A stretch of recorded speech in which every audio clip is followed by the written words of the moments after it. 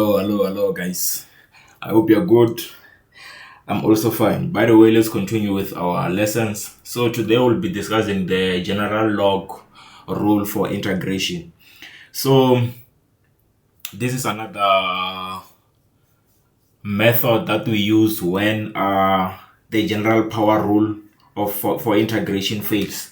So these are cases whereby our n is equals to -1 for our f of x, meaning that let me just write the rule sometime and then I will use um, an example to explain this rule. So this rule says that we must have the integral of f prime of x divided by f of x, then the x. This is equals to ln of f of x, ln of f of x plus c. So these are cases whereby n equals to 1. So I can just write that my n equals to 1. So it's only valid for when n equals to 1 there on our f of x, and it's not valid when n is not equals to 1. So if n is equals to -1, then it is if n equals to -1 and n is in the denominator here, then you need to take it up. So it will basically be another rule. So if it's in this format and your f of x is in the denominator and your n there, it is equals to what is this +1, then you can use this rule. But then if your n is equals to something else like your 2, 3, then you need to use the general general power rule. So let me just use an example to explain this rule.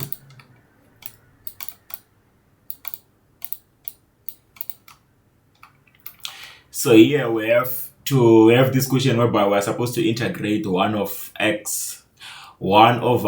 x minus 3 dx. So to integrate this, the rule says that we must have f prime of x and f of x on our denominator. Then the answer will be equals to ln of f of x plus c. So, and of course our n should be equals to 1. So meaning that we should first identify what's our f of x. So you check your integrand there. When we check, if we let the denominator to be our f of x, when we derivate this, we get 1. When we derivate x minus 3 with respect to x, we get 1. So meaning that our numerator here can be f prime of x. So that means we can use general power rule. Also, we can see that our f of x is to the power 1, meaning that if I were to put some brackets here, this is to the power of 1, meaning that I can use my general log rule for integration. So when you integrate this, then the answer for this just becomes what? It just becomes ln of, so your f of x there, it's x minus 3, then plus c. So yeah, that's the thing. So yeah, I hope you get it. So let's check some other examples or methods that we can use. So here, okay, I wanna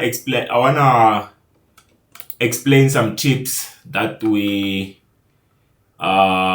use when dealing with a quotient in our integrand. So a quotient is a fraction. So when we are dealing with a quotient there on our fraction, so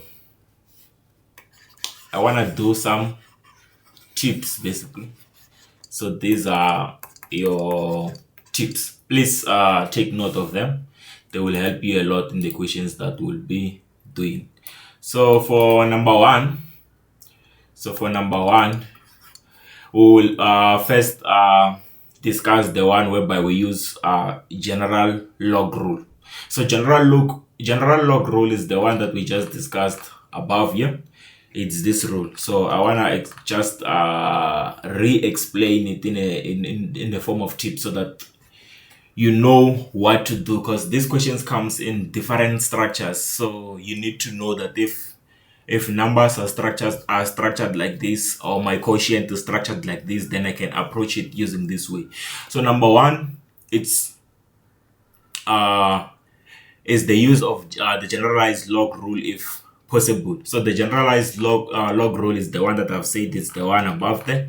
So we use it when we have identified that on our numerator we have our f prime of x, and on our denominator we have our f of x. So meaning that you have to first analyze your integrand, and then decide or check if you let your denominator to be f of x, can the numerator be f prime of x. So for example, with the use of this equation, when we let our denominator to be our f of x, so if we let this to be our f of x, when we derivate this with respect to x, can we get the numerator? Yes, we can, because of when we differentiate sec x minus 1, we just get sec x tan x, because the derivative of 1 is 0. So meaning that we can use the general log rule there. So we're just gonna apply the general log rule there. So meaning that the answer for this is just going to be what? This is just going to be ln of sec of x minus 1 plus c. So that's it. So yeah, what I can say that the most important thing to check there when you're dealing with a quotient, you need to check out these things. You need to check out, the first thing is to check if the general log rule is possible. So you're going to check, like we checked there, if we let this to be f of x, can that be the f prime of x? Then you apply the general log rule. Of course, your n there should be equals to 1 if you let the f of x to be the denominator there. Then yeah, that's just it for that one. So let's go with the second tip. So another tip that I can talk about here, it's this one. So on number 2, we need to take note of that if the denominator involves a power, you need to rewrite it as a product and use the general power rule. Okay, so what does this mean? It means that if now your n equals to something, so by this word power, I was referring to when n equals to something else which is not equals to -1. So when n is not equals to 1, then you need to rewrite your given integrand in the form of a product. So what does this mean? It means that your for example, this question, that means we must rewrite this question using this format. You are going to say you're going to rewrite this question in this format, and then you write 3x 1 minus 2x squared to the power of -half dx. So you know that this thing, so to avoid jumping steps and you end up getting confused, let me just say 1 minus 2x squared to the power of half dx. So what I did first is was just to change the denominator, the root there on the denominator, to be in the exponent form, and then wrote it like that. So what this statement means, this thing, if the denominator involves a power, so a power, I'm referring to when n is equals to is not equals to -1, or it's not equals to 1. I mean, when n is not equals to 1 here, then you need to rewrite your function using you need to rewrite your integrand in a product form, and then use the general power rule. So that this is what it means. So you need to look out for this. So first thing first, you need to check if your n equals to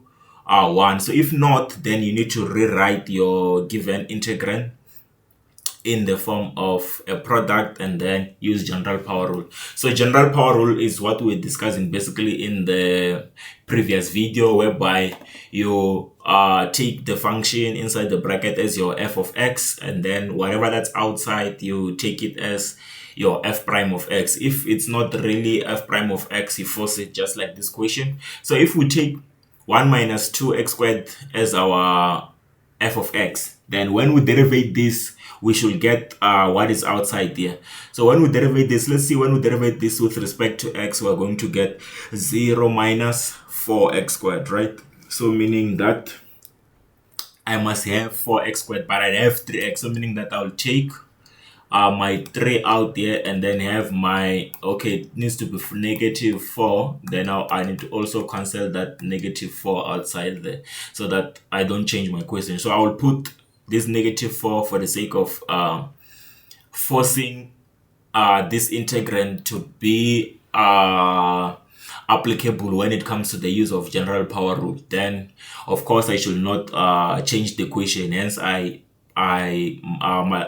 put 1 over negative 4 there so that it cancel out, and then this takes back to what the equation was before, and then we make use of whatever that's inside there to apply our general power. So when we apply there, since then now we have our f prime of x and our f of x, then we can use the general power rule because of also n is not equals to negative 1 there. So yeah, then we go about it. Then your answer for this will just be negative 3 over 4 multiplied by 1 minus 2x squared to the power of negative half plus 1. That's going to be positive half divided by positive half plus c. Then this would be your answer. Of course, you can multiply there. You can simplify this further, and then this is going to be 4 multiplied by half. That's just 2. So at the end of the day, this would be negative 3 over 2 multiplied by the root of 1 minus 2x squared. Because I will also change that positive root to a positive exponent to a root, and then plus c. So yeah. So you have to look out for such thing when you're solving a quotient. It will simplify your life. Okay, another tip. We're not done yet. We are not done yet. So yeah. So if the quotient is an improper fraction, so you need to check. So remember, a quotient there, we are referring to our integrand. So our integrand will be given in a quotient form, which is a fraction form. So if our quotient is an improper fraction, we use long division. You must remember to use the long division. That is what I'm referring to with regards to this tip. So this is our third tip. It's very important as well. So whenever we have a quotient in our integrand, I mean, so, and we analyze it, we find that it's an improper fraction, then you must remember to use the long division.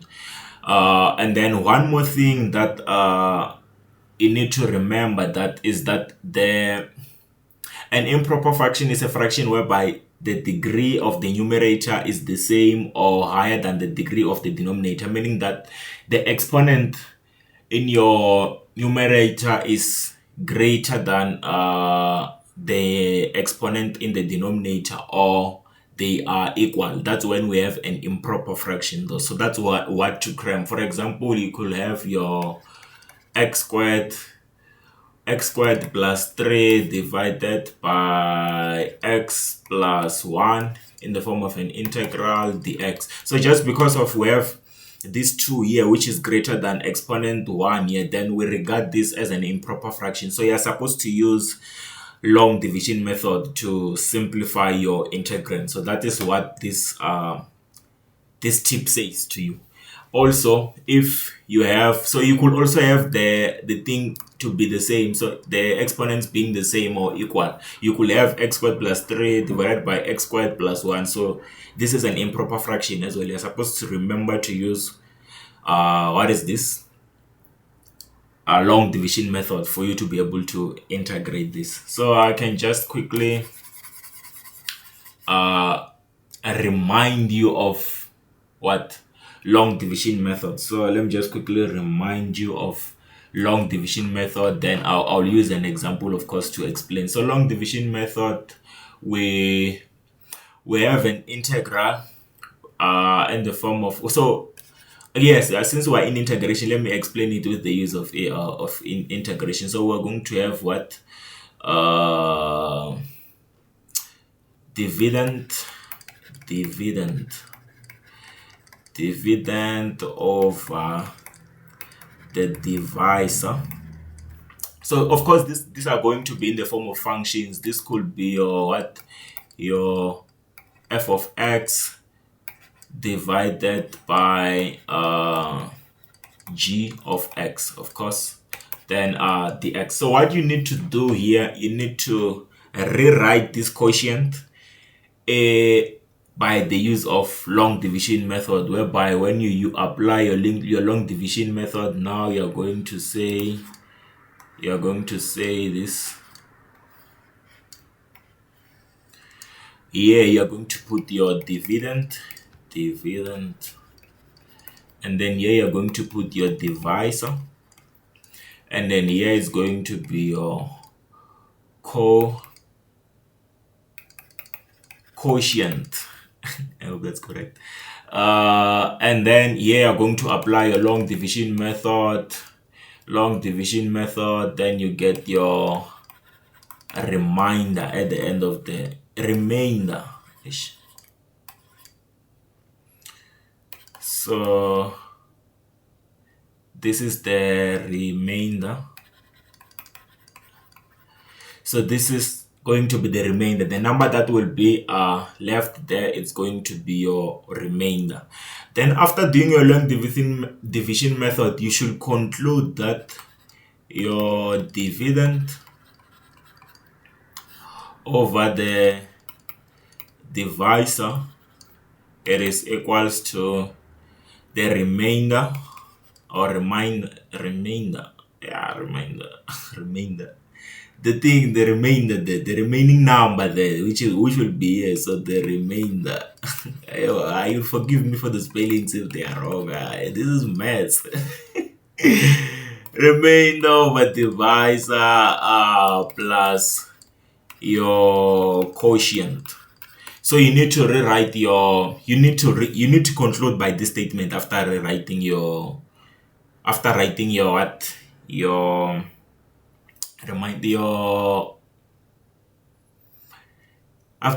long division method. You need to conclude now, say your dividend divided by divisor is equals to what, the remainder over the divisor. So it's going to be the number that you have here divided by this plus the quotient, and then you rewrite your integral using this format. Because of that, it's now equals to that. So you then rewrite your integral using this. You'll see then that it will be able to integrate. You'll be able to integrate what is given instead of having challenges because of you would have used the long division method. So yeah, let's continue. Let me just use an example to explain what I was preaching about there. So you see what we have here. We're going to just simply take our integrand there and then do the thing. So here is our integrand. We have x cubed plus 3x squared minus x minus 3, and then x plus 2.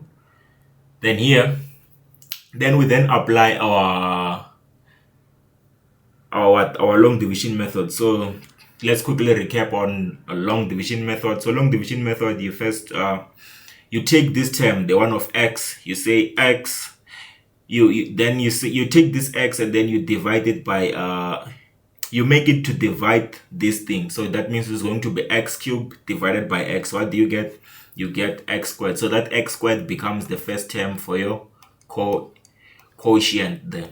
Then after that, remember the way we got x squared, we say this x cubed divided by x. Then from there, you say x squared multiplied by x. You take this term to multiply these two terms. So it's going to be x squared multiplied by x. What do you get? You get x cubed, right? Then x squared again multiplied by 2, you get plus 2x squared, right? Then after that, you introduce a negative sign. After that.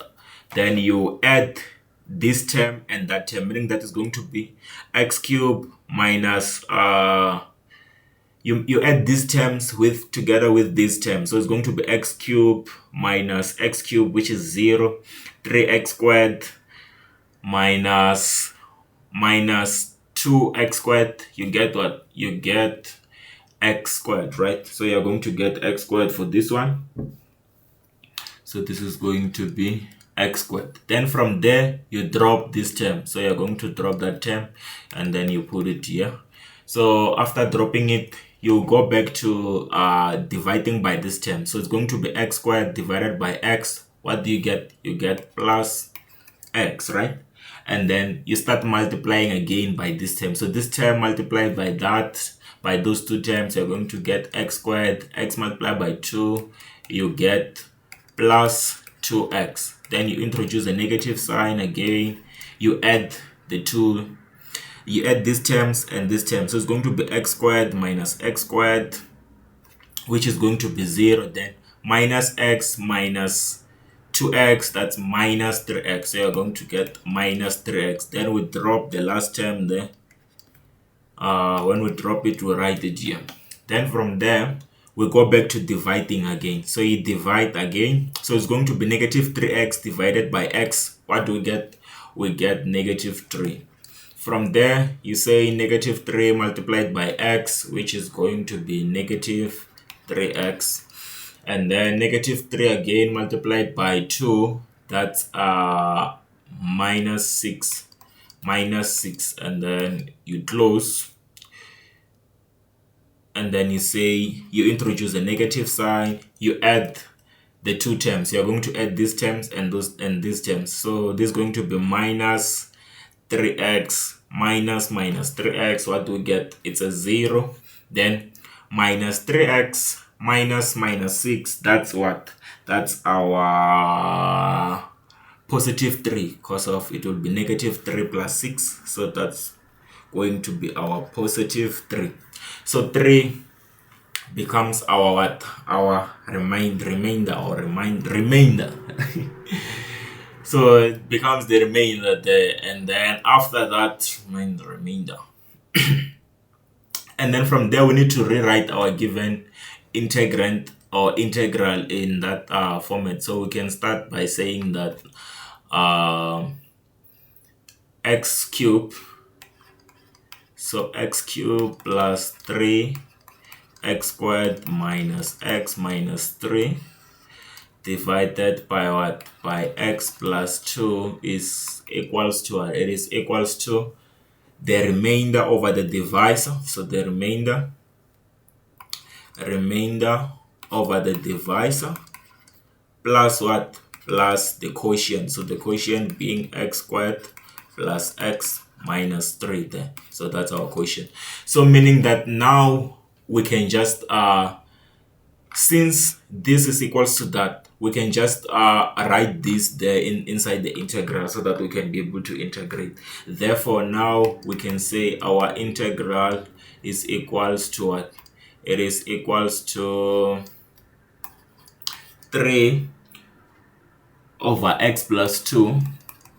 X plus 2 plus what? Plus x squared plus x minus 3 dx. Then we need to integrate this from there. So you can see now it's easy to integrate, because we can see that this one is the one whereby we're supposed to use the general log power rule, because of our n here is going to be equals to 1, and also when we let this to be our f of x, then when we derivate this, we get 1. So we have 1 there if we can take 3 outside the integral. So when we are then going to conclude that our answer is going to be what? 3 ln of x plus 2. Then plus this one, we integrate x squared, that becomes just x cubed over over 3, x cube over 3, then what? Then minus, plus x squared over 2 minus 3x minus 3x, then plus c. Then that becomes your answer. So that's basically how we use long division method to write our answer. Okay, then we don't stop there. We need to do other questions. So there are questions whereby we need to multiply by 1, or we multiply, there are questions whereby we need to multiply by 1. So this is one of the skills that we need to cram, that you need to always think of this, like, mostly. So when your integrand is given in this form, remember we're dealing with a quotient. They were analyzing different ways whereby your quotient is going to be given to you. So you need to approach it using these steps. So on number 4, this is going to be the rule whereby, or a skill whereby we multiply by 1. So what is this 1 that I'm talking about? So you need to cook your denominator. You need to cook your denominator. So you need to check your denominator, and then you check the term that has a root, which is a root, basically a root. So if you have a quotient, and then on your numerator you just have a constant, but then on your denominator you have x and a root of x, something like, it could be your cubed root, your square root, or anything else. As long as it's a root there, you need to remember the skill of multiplying by a 1. So what is this one? The one that we multiply with, you check. It's more like you cook the one with the root, the x with the root. You take it, you use it as your 1. So you're going to multiply by the negative exponent of it. So meaning that this integral, for us to be able to integrate this, you need to think of a skill, or whereby we say, you can take the 2 out, it's allowed, then you leave your 1 there. You say x plus x to the power 1 over 3. So you can also change it, and then after that you multiply by a 1, whereby x to the power this is as a negative exponent. So your 1 should be that thing to the power negative exponent. So you're going to take that x with the root, but you cook it to have a negative exponent. So this is how we cook our 1. Remember, this is applicable to when we have a constant on our numerator, and then we have x plus or minus a root of x something there, So what you do, you just multiply, you change this to an exponent, and then you multiply by 1, which is x to the power negative exponent of that. So then you make the numerator to multiply the numerator, and then the denominator to multiply the denominator. So this is how you use the 1.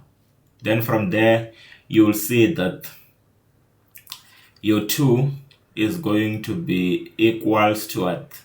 So your 2 will then be equal 2. So now we're integrating. We're not integrating, we're multiplying first. So this is going to be x to the power negative 1 over 3 divided by, then you multiply the denominator by the denominator. So it's going to be x to the power 1 minus 1 over 3. X to the power 1 minus 1 over 3 there. What are we going to get? We're going to get that 1 minus 1 over 3. It's your 2 over 3. So this is going to be x to the power 2 over 3 plus 1, because of x to the power 1 over 3 multiplied by x to the power negative 3 is going to give us x to the power 0, which is 1. Then the x. Then from here, you can now see that it's gonna be easy for us to apply our general log rule here, because of if we let this to be our f of x, when we integrate it with when we differentiate it with respect to x, we are going to get that 2, 3, so you are going to get x to the power negative half multiplied by what? Multiplied by 2 over 3. Multiplied by 2 over 3. Okay? So meaning that our general log rule could work, but the only missing thing is the coefficient, which is supposed to be 2 over 3. So we only have this missing part, and this missing part was not there, meaning that we should cancel this 2 over 3. We should multiply by something that cancels that 2 over 3. So meaning here, this 2 is the one that was there initially. So to cancel that, you must multiply by 3 over 2. So that 3 and 3 cancel each other, and 2 and 2, they also cancel each other.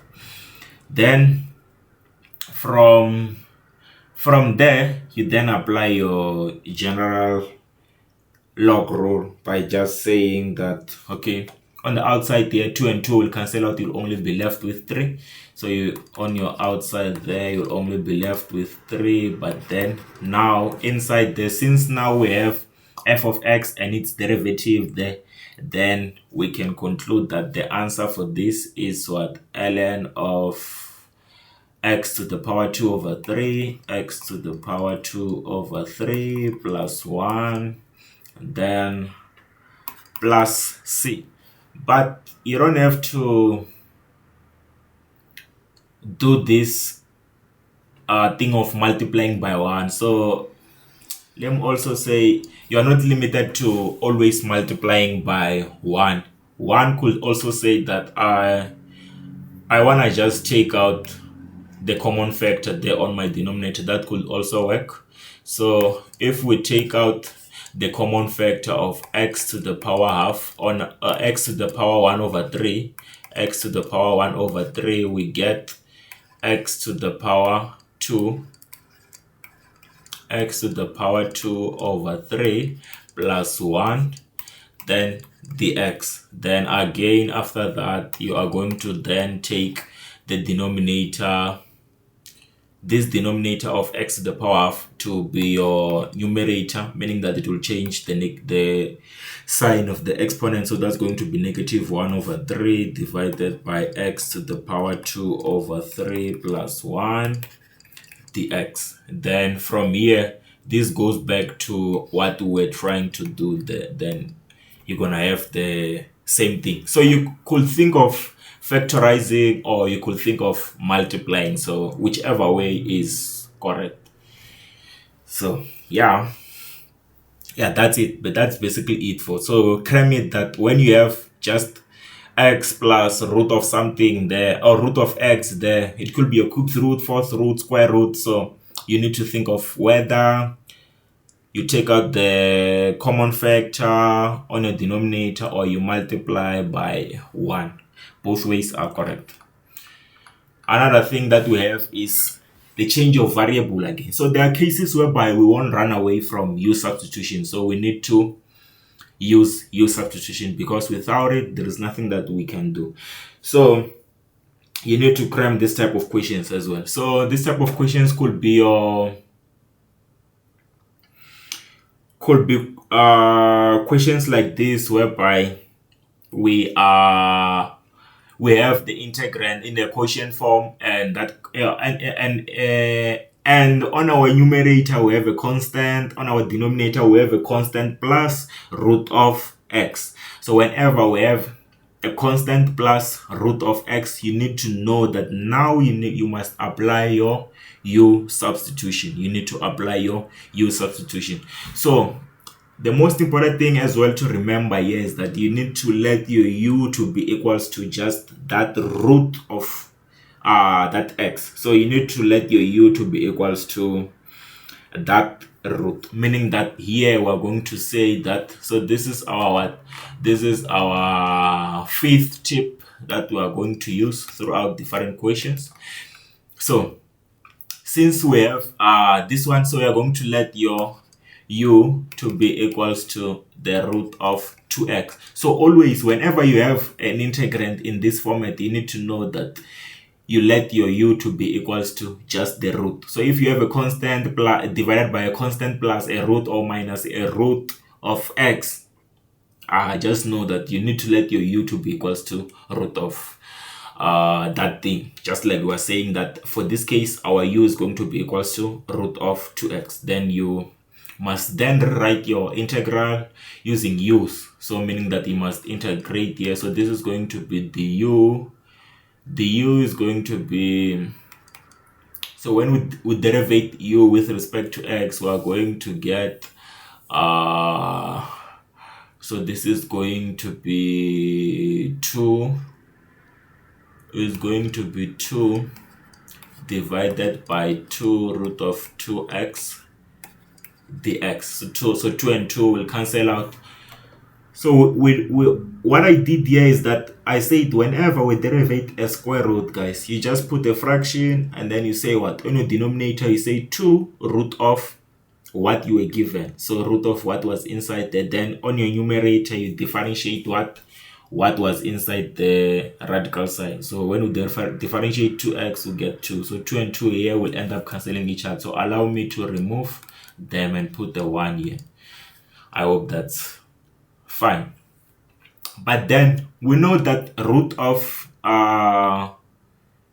2x is equivalent to what? To u. So meaning that our dx is going to be equals to what? U multiplied by du. So what did I do here? I took out this root 2x to multiply there. I cross multiplied and then I was left with the x there.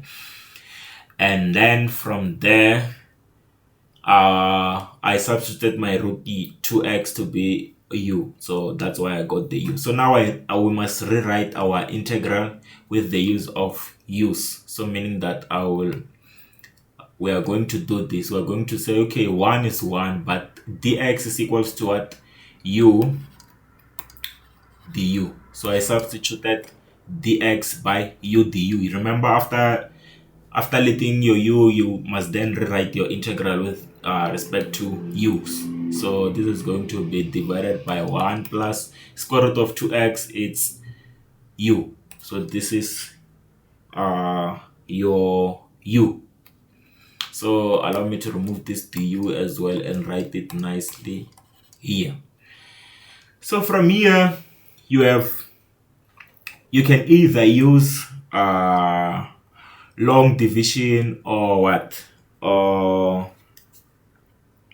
a method that I'm going to explain in the next stage that I call the method of cooking. So let me just use long division for just this case.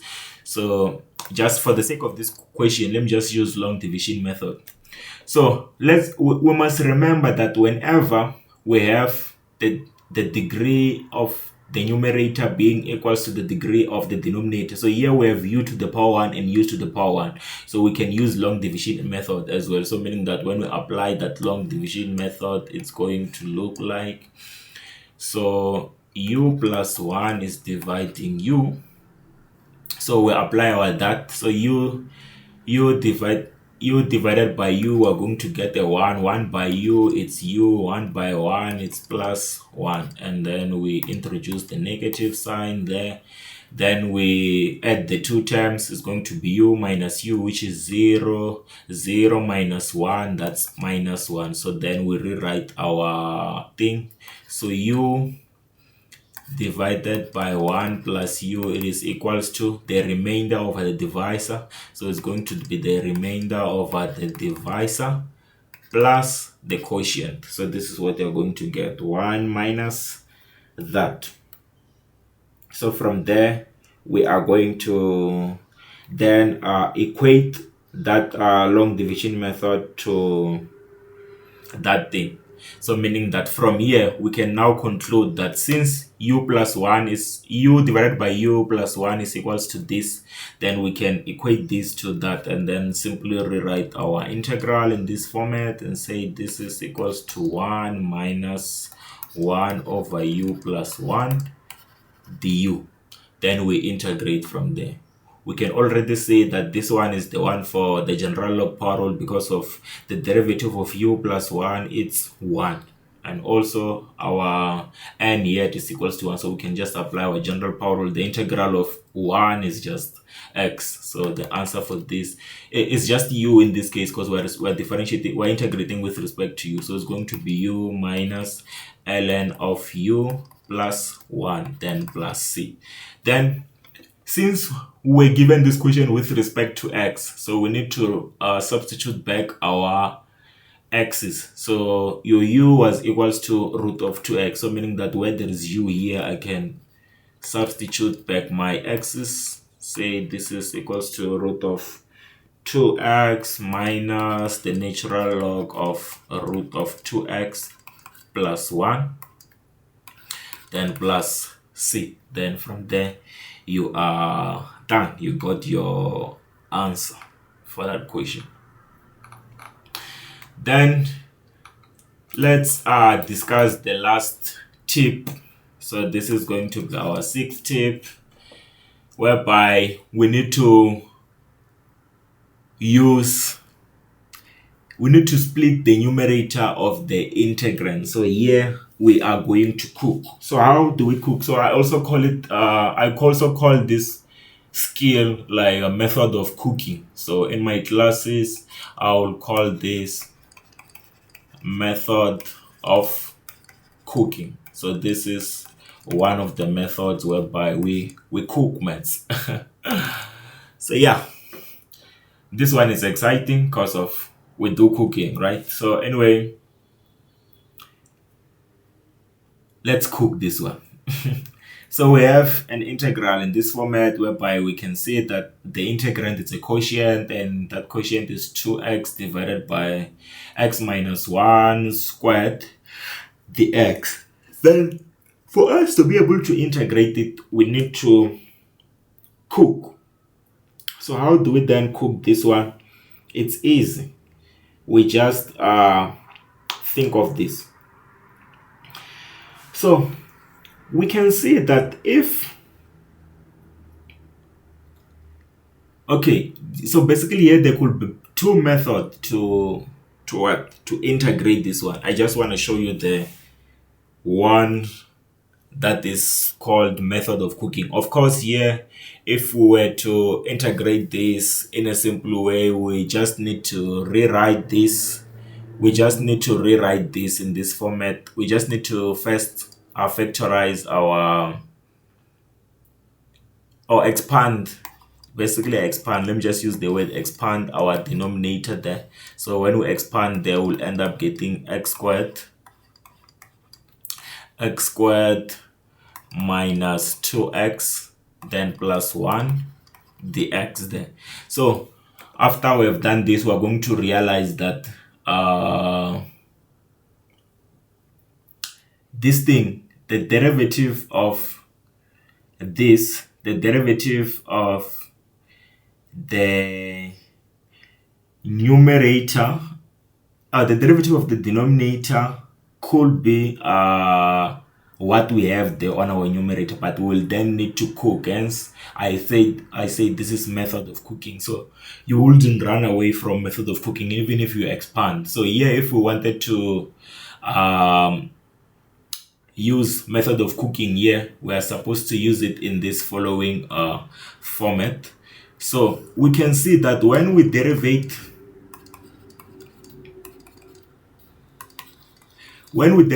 this denominator, what do we get? We get 2x minus 2, right? But we only have 2x there. So meaning that you need to cook your minus 2. So we need to cook this minus 2. But remember, this minus 2 was not there. So you need to say plus 2 to cancel out this minus 2, okay?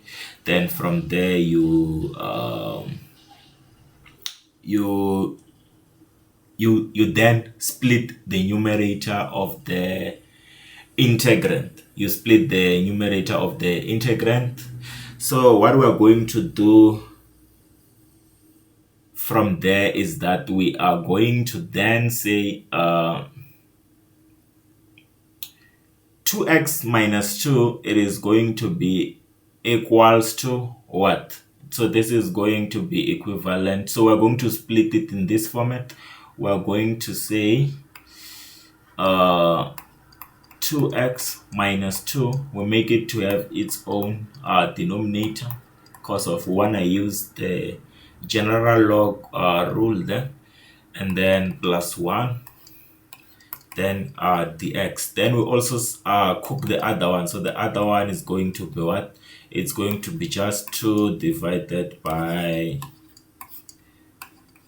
x squared minus 2x plus 1, then dx. So so this is what we call splitting the numerator of the integrand. So this is what I was referring to basically.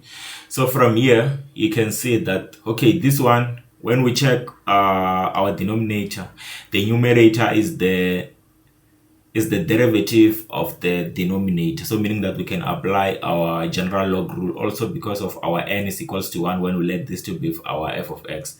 And then another thing here, when we check this one, we need to take this one back there. So we need to factorize this one and take it back there to how it was. Remember, we just expanded this denominator. So if we take it back there to x minus 1 squared, then it will be easy for us to integrate, because we'll then use the general power rule. So you will then need to allow me to erase this so that I don't write long steps. So this is x minus 1 squared, okay? But then you can rewrite this nicely using the product form, so that we can apply our general log. So allow me to again rewrite this in this form so that I don't write long steps. Allow me to also take the 2 out and just say x minus 1 to the power of negative 2 dx. Allow me to rewrite it in this form so that we can be able to apply our general power rule. So here we already discussed it, that since we have the derivative of the denominator on our numerator, then we can just apply our log thing. This is going to be x squared minus 2x plus 1. And then on the other side there, since if we let this to be our f of x, then we must have the derivative of it outside there. So when we derivate x minus 1, what do we get? We get 1. So we already have 1 here, meaning that we have the derivative and the function. Also, our n is not equals to negative 1. So we can apply the general power rule. So meaning that this is going to be equals to 2, positive 2. Then we apply general power rule. That's going to be x minus 1 to the power of negative 2 plus 1, that's negative 1 divided by negative 1 plus c. Then this is, of course, you can simplify further and say this is ln of x squared plus 2x plus 1 minus 2 over x minus 1 plus c. Yeah, so then this will just be it. And then for those that like flexing, they can also change this one back, so meaning that they can say this is equals to ln of x minus 1. So they can factorize back, they can factorize that one and then say x minus 1 plus c, then 2 what? 2, then they apply laws of logarithms there. This is going to be ln of laws or properties of logs.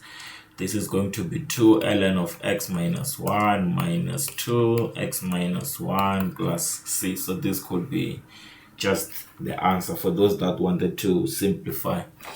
Then one for this question could have just said, now I can just manipulate, I can just use the method of cooking same time from the get-go. So from this, one could have just said, I can just cook from there from the get-go and say Okay, I can start by taking my 2 out, and then inside there I can force myself to have the denominator on my numerator. So since my denominator is like this, I can force myself to have okay, there's the x there since I took the 2 out. So we check the denominator. So when we check the denominator here, we can I can force myself to have the denominator there.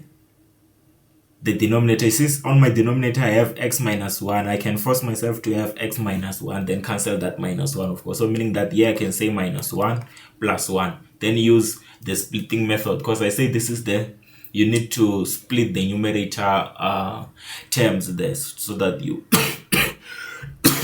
you make each and every numerator term to have its own denominator. So if you do this thing of cooking first, then you're going to say this is going to be then equals to integral of 2 x minus 1 divided by x minus 1 squared dx minus the integral of 2, and then the other one it's 1, so this is going to be 1 divided by x minus 1 squared dx. So what I did there was just to split the term, so this one and that one, and then I had that. Then from there you can see that this is going to be 2 integral of 1 over x minus 1 dx, because of x minus 1 will cancel 1 of the x minus 1 there, and then minus what? Minus 2 integral of x minus 1 to the power minus 2 dx. Then here we're going to use general power rule, and then it basically goes back to that thing. So when we integrate this, since we have the derivative of the denominator on our numerator, then we can apply the general log rule there. This is going to be 2 ln of x minus 1 minus 2. We applied the general okay, this was supposed to be a plus sign. I did a mistake here. This was supposed to be plus, because if I said I take plus 1 there, so this was supposed to be plus. That was a mistake, sorry. So this was supposed to be 2, and then what? Then we apply our general log rule, general power rule, because of we have a function and its derivative here. So this is going to be x minus 1 minus 2 plus 1, that's negative 1 divided by negative 1. Then this becomes 2 ln of x minus 1 minus 2 into what? 2 divided by x minus 1 plus c, just like that. So here you could solve this using a lot of methods. So method of cooking works like that. You need to cook the coefficients. You see here we cooked plus 2 minus 2, there we cooked minus 1 plus 1, so that's called method of cooking. And then after that we split the numerator of the integrand. So by splitting is that thing that we did here. You get it. So you can see that these methods are the same, because of I get the same answer as I got there. So it's up to you basically, which one do you prefer. So yeah, that's basically it. And then after that, I feel like we can now check some examples, right? I believe now you're confident. We can check examples and apply all of these tips that I was saying to you. So yeah, I hope you got it. Let's quickly check this activity. So under activity 3, we have this question. Remember guys, you need to pause the video so that you first work out on this problem by yourself, and then resume after that to check the meme. Because if you just watch this video, you will lose focus and maybe sleep there. So it's not a movie guys, it's a lesson. So be practicing there on your side as well.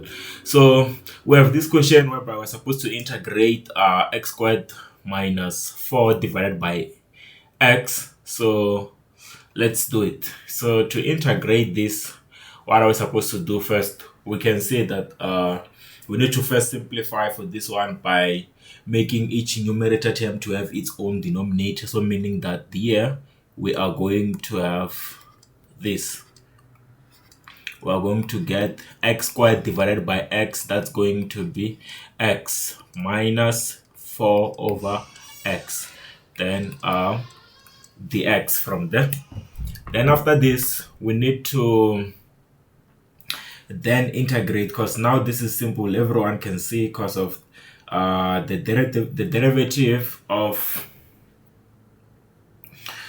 x is just going to be x squared divided by 2, and then the derivative of minus 4 over x is the derivative of ln of x, right?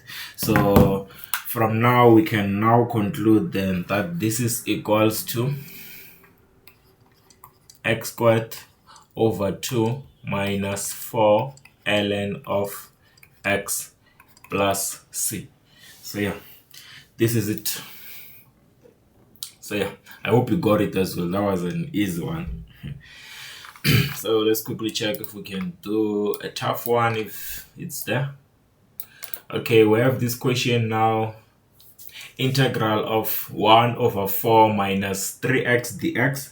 So we need to integrate this. So when we check this, yes, it is the one for natural log, but then we don't really have exactly the derivative of the denominator on our numerator. So meaning that we should force it. So 4 minus 3x, when we derivate it, we get minus 3, right? So we should have minus 3 there on our numerator. So we need to cook minus 3 first. So we're going to put minus 3 and then 4 minus 3x dx. But because of we didn't have this minus 3, you must multiply it by 1 over negative 3. So that negative 3 and negative 3, they cancel out. So, and then now that we have the derivative of the denominator on our numerator, so meaning that we can just say, we can just then apply our general log rule. Also because of our n here, it is equals to 1. If we let the denominator to be our f of x,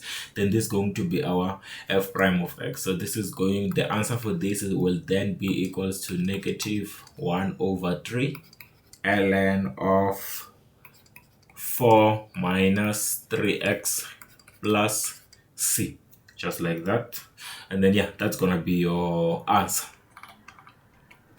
And then we get another one. Remember to pause the video and then work out on this problem on yourself, and then resume later to check the memo, of course. Then look at this one. So what are we supposed to do? The degree of the numerator is greater than the degree of the denominator, because we have squared and we have x to the power 1. So what are we supposed to do? Long division method. So to do long division method, we do this.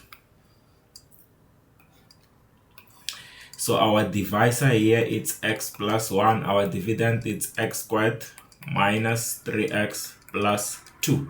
Then we say x squared divided by x, we get x. X times x, it's x squared. X times 1, that's plus x. And then we multiply by a negative sign. We add these terms and these terms. So this is going to be x squared minus x squared is 0, minus 3x minus x, that's minus 4x. That's minus 4x. Then we drop the 2. When you drop the 2 there, this is going to be plus 2. And then we divide again. So it's going to be minus 4 divided by this x. So minus 4x divided by that x, we are going to get minus 4 there on our quotient. Minus 4 by x, we get what? 4, negative 4x, and then negative 4 by 1, we get negative 4. We then multiply by a negative sign. We add these terms and these terms. So it's going to be minus 4x minus 4x, that's a 0.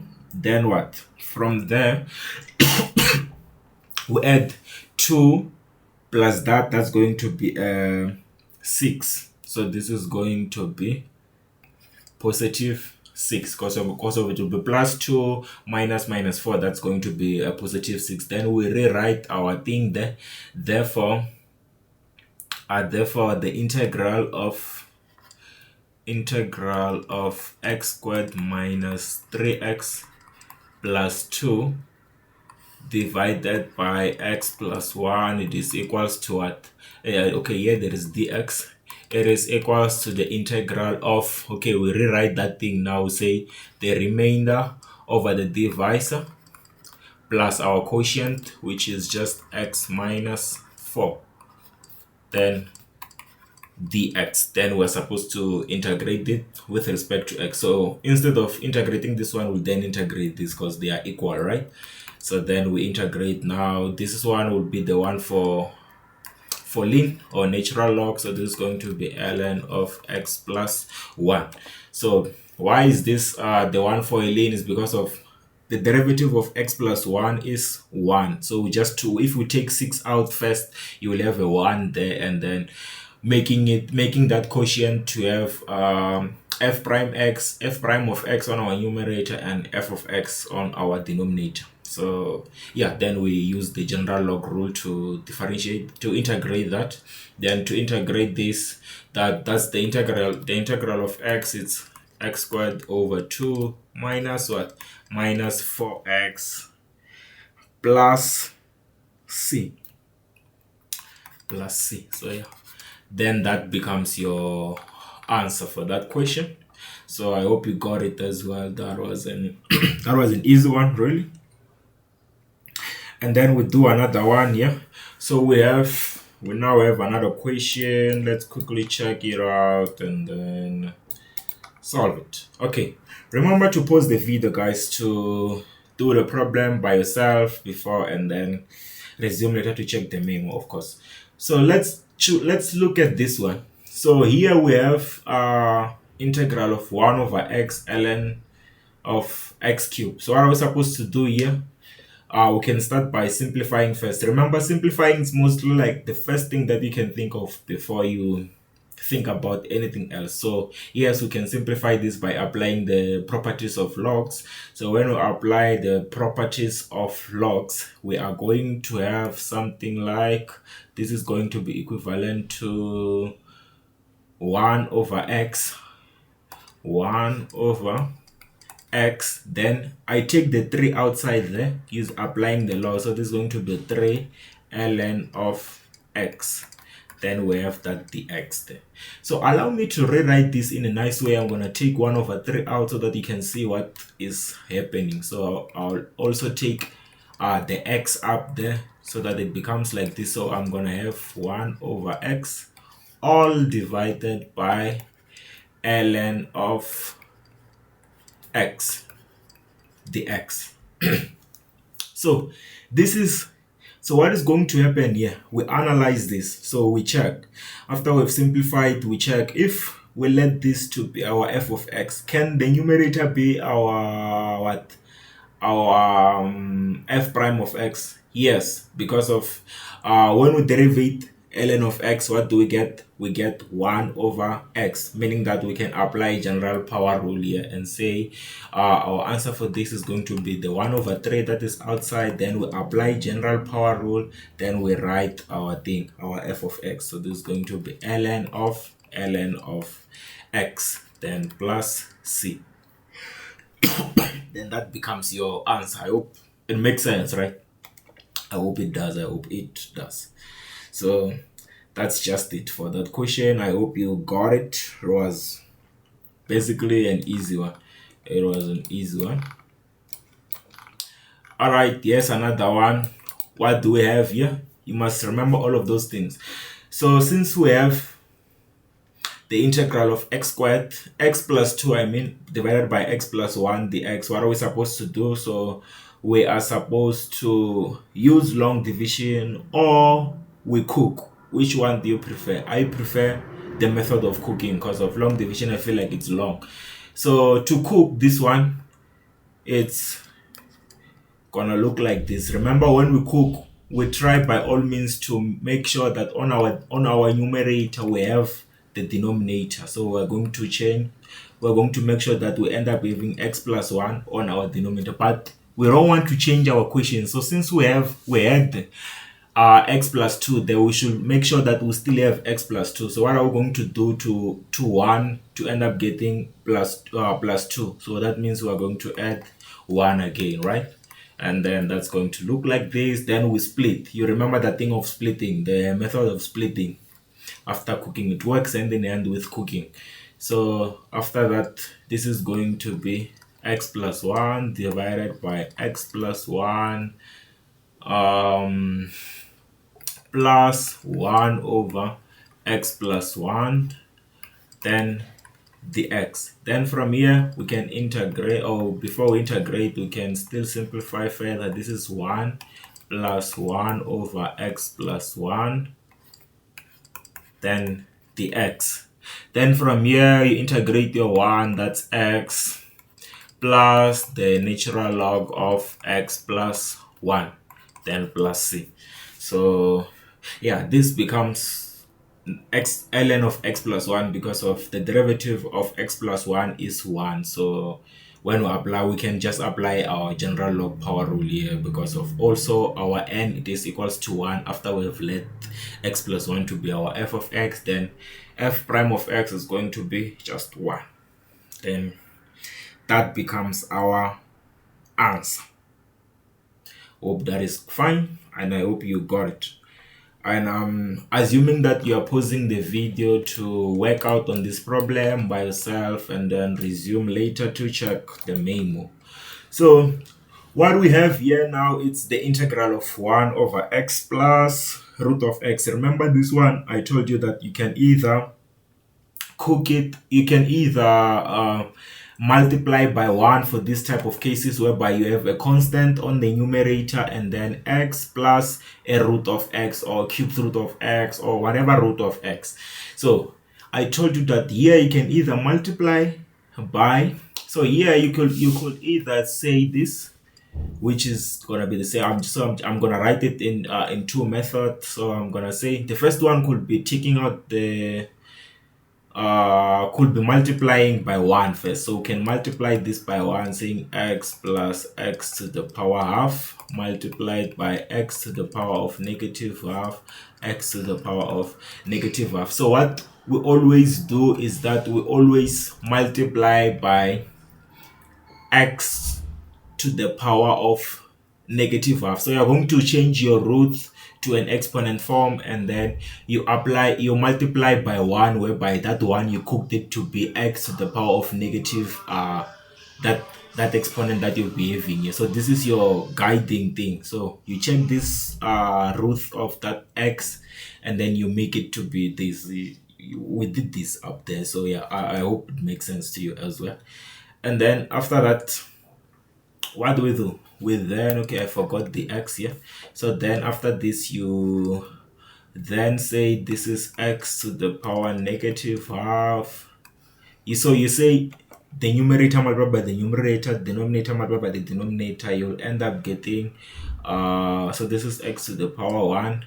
So when you multiply with x to the power half, you'll get x to the power positive half plus 1, then the x. So when we so from here you can see that if we let the denominator to be our f of x, then can our numerator be f prime of x? Yes, because of when we derive this with respect to x, we're going to get x to the power of we're going to get 1 over 2 multiplied by x to the power negative half. So we already have x to the power negative half. The only missing thing is what is the constant, what, 1 over 2. So here that means we must multiply by 1 over 2, and then outside we put a 2, so that 2 and 2 they cancel out. So then this becomes so then from here we can be able to apply the general log rule. So here it will be the 2 outside there, then ln of what? Ln of root of x plus 1, just like that. Then plus c. That's how we are going to apply our general log rule. Of course, one could have said, I don't want to do that, I want to take out the common factor. So it's going to be the same thing. So basically what I'm going to write here is the same thing. So one could have said, what I need to do there on my denominator, I can see that I can take out the common factor of x to the power half.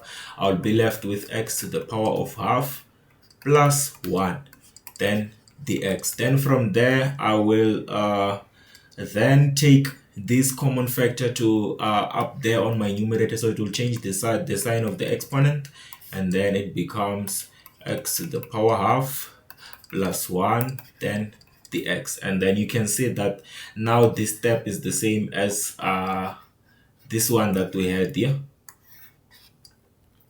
Is going to be the same step there as that one. So yeah, you will then integrate like that. So I hope that makes sense. Like the same theory that we used there is the same theory that you're gonna use there. So yeah, make sure you have crammed that whenever you have a constant and then on your numerator you have x plus the square root of something, or cubed root, fourth root, whatever root there, you can think of taking out x to the power of root as your common factor, that root as your common factor like we did there. And then also you can just multiply by 1. The one you need to cook the exponent there to be the -1. So yeah, that's it. I hope that makes sense. So, and I hope you got it, because you need to get these things. You need to. And then from here, we now have 2x squared plus 7x minus 3 divided by x minus 2 dx. What are we supposed to do now? We are supposed to just use long division method first, because of what we have our numerator, which is the degree 2, and our denominator with a degree 1 here. So since the degree of the numerator is greater than the degree of the denominator, then we have an improper fraction. We are allowed to rewrite this using the long division method. So to go about the long division method, you are going to say this: x minus 2, 2x squared plus 7x, 2x squared plus 7x minus 3. Then from here, you're going to say 2x squared divided by x. What do we get? We get 2x, right? We're going to get 2x. So you write that 2x on your quotient there. So 2x multiplied by 2 by x, I mean, so that's going to be positive 2x squared. You again multiply by minus 2, you get minus 4x. Then from here, you introduce the negative sign, you add these terms and these terms. So it's going to be 2x squared minus 2x squared, which is a 0. 7x minus that's about 11x, because it's 7x plus 4. So that's 11x. Then you drop that constant there. That's going to be minus 3. Then after that, you then say 11x divided by x. What will get? Positive 11. So this is going to be positive 11. Then 11 multiplied by x, that's another 11x. Then 11 multiplied by 2, that's negative 22, right? That's negative 22. So this is negative 22. Then you introduce the negative sign there. You add these terms and these terms. So it's going to be 11x minus 11x, that's a 0, minus 3x minus 22. So it's minus 3 plus 22. We get what? Positive 19 there. Then from there, we can rewrite our integral and say our integral of 2x squared plus 7x minus 3 divided by x minus 2 dx is equals to what? It is equals to the remainder. It is equals to the integral of the remainder over the divisor, which is x minus 2, plus our quotient, which is equals to what? 2x plus 11. Then this is dx. So instead of integrating this, then now we're going to integrate this because this one is simple compared to that one. Then we now integrate. So here this one is going to be the one of the log. We are going to apply the general log rule, right? Because of we have, if we take the 19 outside there, then we're going to be left with a 1 there, and then 1 divided by x minus 2. We can see that if we let x minus 2 to be our f of x, then our numerator 1 is going to be the derivative of the denominator. So that means we can apply our general log rule. Also, because of x minus 2 is s to the power of 1. So since our n equals to 1, then we can use what? General log rule. Then this is going to be 19 ln of what? Ln of x minus 2. Then we integrate 2x, that's going to be 2x squared upon what? Upon 2 plus 11x, then plus c, just like that. Then we got our answer.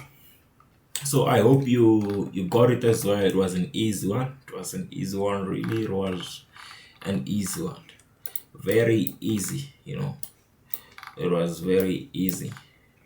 Now we have another one, which is this one. Guys, remember to pause the video so that you work out on this problem on your own.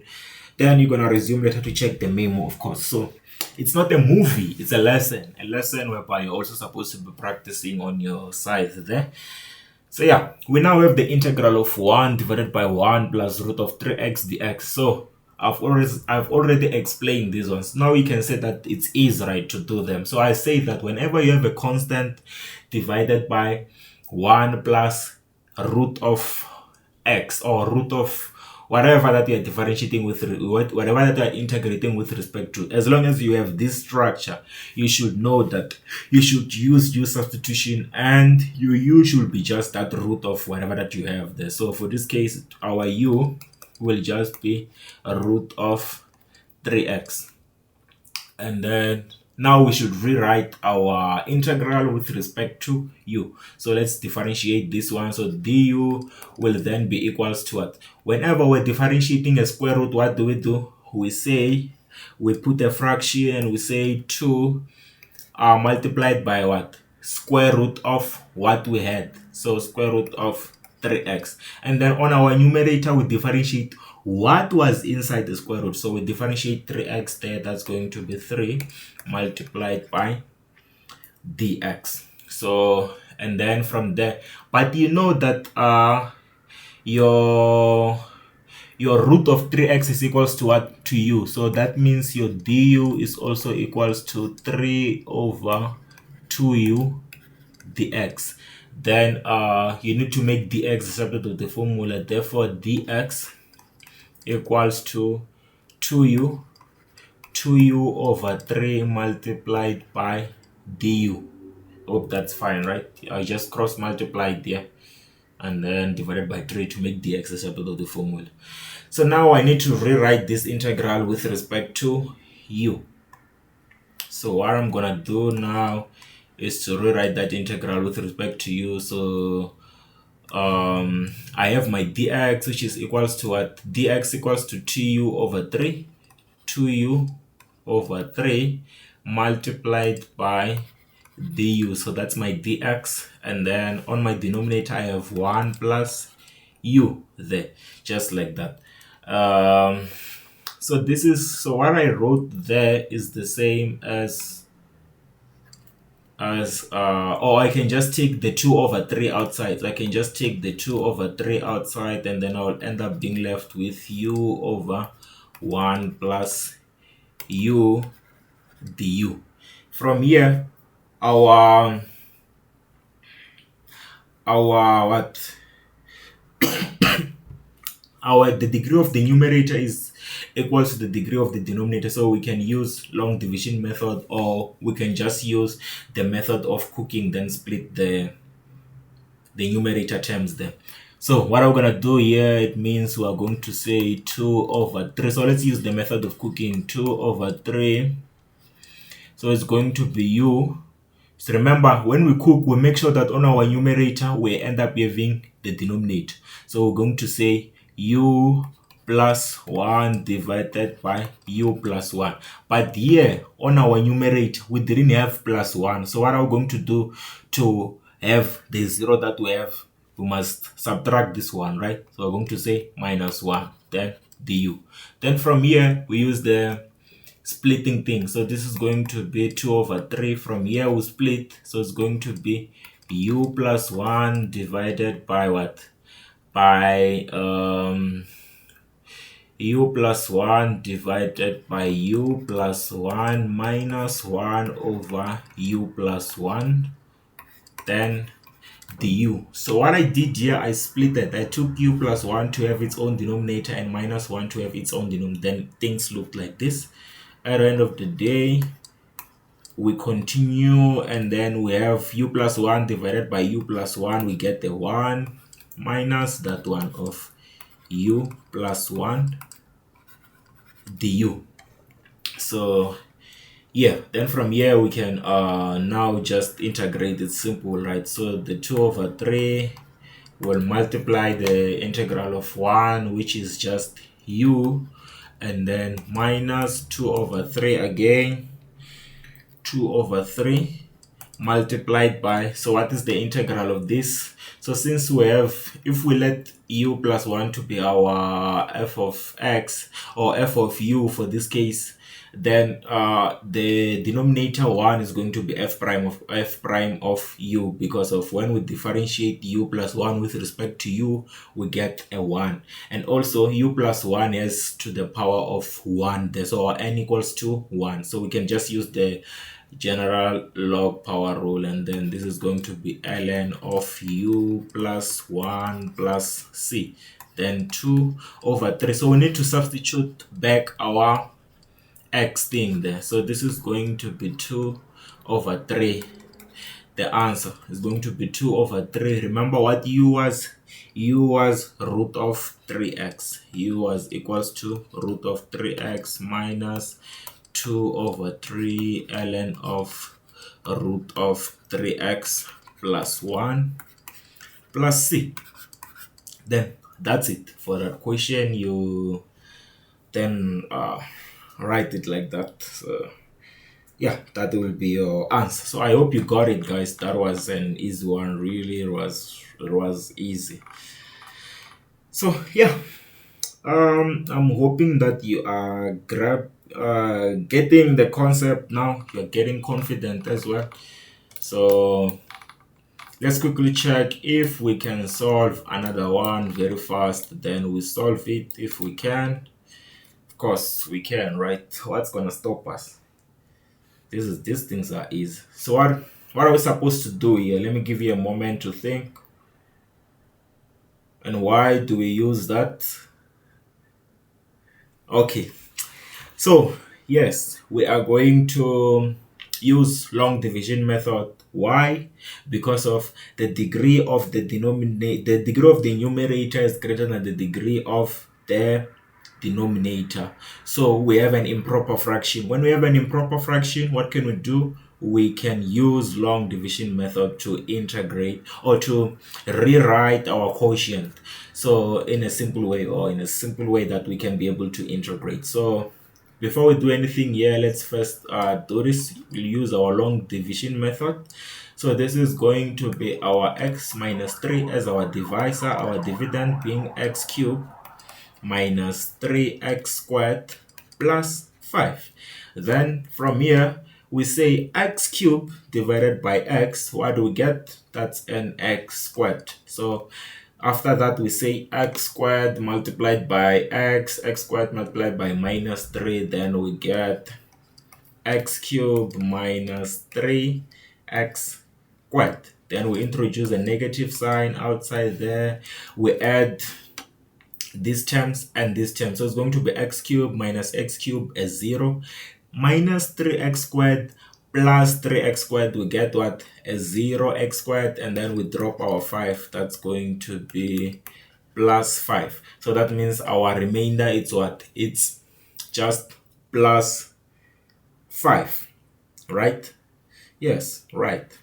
Okay, then we can then rewrite our what is this, our integral using the other thing. So the integral of x cubed minus 3x squared plus 5 divided by x minus 3 dx is equals to the integral of what? The integral of the remainder being 5. So the remainder being 5 divided by x minus 3. So remainder over the divisor. So the divisor was x minus 3 plus the quotient, which is just x squared. Then dx. Then you can see that now it will be easy for us to integrate this one. So we integrate it. So if we take the 5 outside there, we'll have 1 over x minus 3. Then we analyze it in a way that if we let x minus 3 to be our f of x, we will then see that the denominator 1 will then be the derivative of the denominator, so meaning that we can just apply a general log rule there, and then this will be 5 ln of x minus 3, then plus here to integrate x squared, that one is easy, we just say x cubed divided by 3 plus c, then ta-da, you got to your final answer there. Then yeah, that's just it. So I'm hoping that you got it, because it was easy. So yeah, someone must see the doctor. Someone must see the doctor, but someone will go and see the doctor, don't worry. Anyway, we have another question here which needs us to integrate it. So we have this one. So what are we supposed to do here when we check it? This is similar. This is exactly similar to the one that we did above. The difference is just the signs. So instead of having to multiply out there, because it's gonna take us back to what we already discussed, a similar question above this. So instead of multiplying out here, we don't have to do that. So it's already nice this way. It's already written nice. We just need to rewrite it in a nicer way, because this one is nice, but what we are supposed to do is to write it in a nicer way. So this is we're going to take root of x up, is going to become x to the power negative half, then 1 minus x to the power of half dx. So we can see that this is going to be a general log power rule, because of what? If we let 1 minus x to the power half to be our f of x, then this numerator x to the power negative half can be the f prime of x. So, but then when we differentiate 1 minus x to the power half with respect to x, what are we getting? We get negative half to the power negative half. So meaning that our denominator, it's incomplete for us to use general power rule. So before we apply general power rule, then we need to then multiply by what? By negative 1 over 2. But because of we didn't have this negative 1 over 2, we cooked it. So we need to cancel that negative 1 over 2 by what? By multiplying by negative 2, because we need to cancel out the things that we have cooked there. So, but then we make use of the cooked things there. So the answer for this is going to be the negative 2 multiplied by what? Multiplied by, so now we can just apply our general log rule, because of we have f of x and what? And f prime of x. Then yeah, this is just going to be 1 minus root of x plus c, just like that. So I'm hoping that you got it. So yeah, that's basically it. So yeah, I hope you got it. I really hope so. Hey, you need to be getting these things. So we have another question here. So stay put. So we have another question that we are supposed to integrate as well. So we have integral of e to the power 2x minus 1 divided by e to the power 2x plus 1 dx. So we are supposed to integrate. So before we integrate, we can see that we need to split what we need to. I don't know why I've put this question here, because of I haven't explained the integral of exponential functions, right? But then it's fine, because you know differentiation, just integration is just taking things back. So what we need to do here, yeah, this question was supposed to be basically in the following video that I will upload. So yeah, but then let's just do it. For maths is maths. At the end of the day, you'll need to do it. So yeah, let's just do it here. So what we're supposed to do here is to first split the numerator terms. So this is going to look like this: e to the power of 2x divided by e to the power of 2x plus 1 dx. Or even if I don't put the x here, I can just say minus 1. It's fine, let's just put the xi, it's fine, minus the integral of 1 e to the power of 2x plus 1, then what, then dx, just like that. So here, this one, so now we need to cook now. So we can see that we need to apply general log power rule for this one, but then it's not in a nice way, or it's incomplete, because of, if we let e to the power 2x plus 1 to be our f of x, then the derivative of f of x is supposed to be there on our numerator. But when we check, the derivative of e to the power 2x plus 1 is e to the power 2x multiplied by a 2. So we don't have a 2 here. So we don't have a 2 here. So we need to multiply by 2. But then since the 2 was not there, we need to also cancel it out by multiplying by 1 over 2. Then from there, we can now see that now it will be nice for us to apply general power rule. We will then be able to apply the general log rule. Then for this case, we don't have or there is nothing that we can do there. We cannot be able to apply the general log rule because of what? Because of we don't have the derivative of the denominator on our numerator. So on our numerator, we're supposed to have the derivative of this denominator. So because of we don't have it, we cook it as well by what? By multiplying by 1.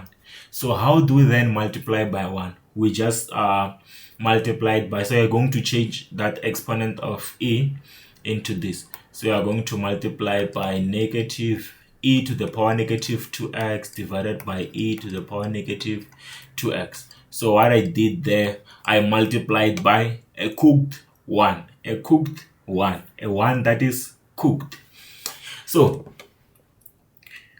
why did I multiply by that cooked 1? Is because of I want to force this integral to have the derivative of the denominator on my numerator. So meaning that to do that, I had to multiply by this cooked 1. So yeah, let's go. So before I integrate, let's rewrite this the way it was, then we'll integrate everything on the very same step. So this is e to the power of 2x plus 1, the x minus the integral of e minus the integral of e to the power minus 2x. So what I'm doing there, I'm multiplying this numerator by numerator, denominator by denominator. So at the end of the day, I will have e to the power minus 2x, and then 1 plus e to the power minus 2x. So we check here the x, I left the x. So now you can see that now we have we can have the derivative of the denominator on our numerator, because if we let this 1 plus e to the power minus 2x to be our f of x, then the derivative of f of x should be on our numerator. So let's see, when we derivate 1 plus e to the power negative 2x, what do we get with respect to x? We get negative 2e to the power negative 2x. So we already have e to the power negative 2x. The only thing that is left is negative 2. So the only thing that is left is negative 2. But then I didn't have this negative 2. So what am I supposed to do? I'm supposed to cancel that negative 2 by multiplying by 1 over negative 2, so that negative 2 and negative 2 can cancel out. But then if I make use of this, then I can apply the general log rule. So then I apply the general log. I've already explained this one.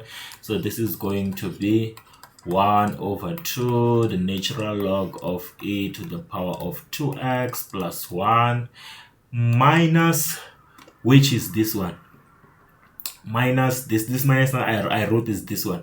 So minus multiply by minus 1 over 2. What do we get? We get plus 1 over 2 what?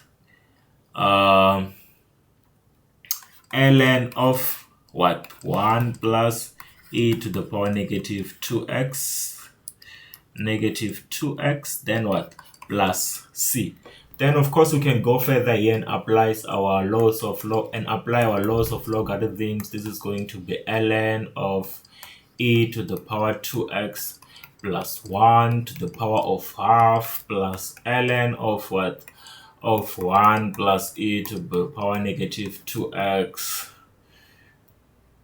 all to the power of half, then plus c. Then again you can change this exponent to become a root. So this is going to be ln of root of e to the power 2x plus 1 plus ln of what? Of root of e to the power negative 1 plus e to the power negative 2x plus c. Then ta-da, that becomes your answer. So I hope you got it. It was an easy one. Yes. So yeah, let's quickly check another one that we can do, and then we do it. So we now have this one. So yeah, I'm hoping that you are now confident with these ones. You can chop them, right? They are easy. Okay, sorry for that. So you can see that these things are just the same thing. Now what are we supposed to do now? We're supposed to say, or we're supposed to do what? We're supposed to, since we're integrating x cubed minus 6x minus 20 divided by x plus 5, what are we then supposed to do? Because of we have the degree 3 and the degree 1 on our denominator. When we compare them, the degree of the numerator is greater than the degree of the denominator. What do we then do? We apply long division method, so that we can rewrite this integrand in a simple way that is easy for us to integrate. So let's go. So yeah, to do that, you do this. You're going to say x plus 5 and then x cubed minus 6x minus 20. Then you're going to say x cubed divided by 5. What is it? It's x squared. Then that x squared, you write it here on your quotient. So this is going to be x squared. Then x squared multiplied by x, what do you get? You get your x cubed. Then x squared multiplied by 5, you get what? Plus 5x squared. Then you say minus outside there, you add these terms and these terms. So it's going to be x cubed minus x cubed. You get your 0 there. Then minus 6x minus 5x squared. What do we get? Minus 6x. Okay, Okay, so it's going to be just minus 5x squared minus 6x. So let me just say minus 5x. Let me put it here. Minus 5x squared, then minus 6x, because of minus 6x and what, and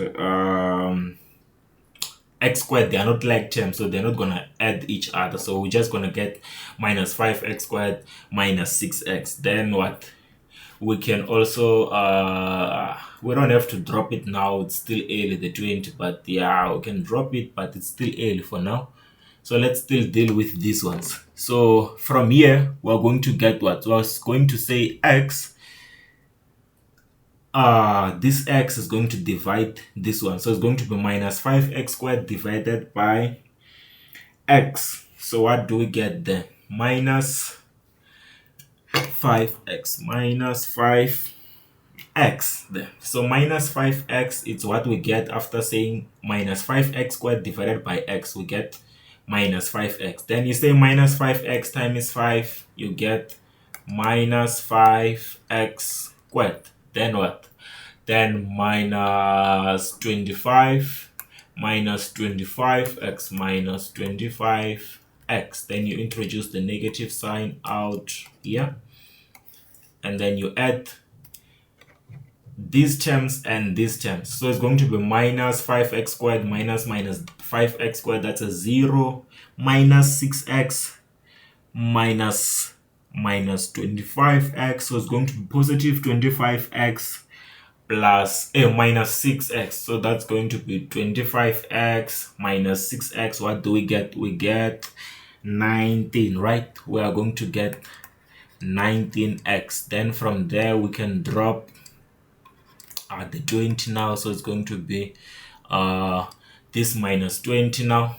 We can drop it, and then from there we're going to say x is this. So we're going to say this x must come and divide 19x. So when it divides the 19x, what do we get? We get the following. So it's going to be 19x divided by x, we get positive 19. Then 19 times x, that's your 19x.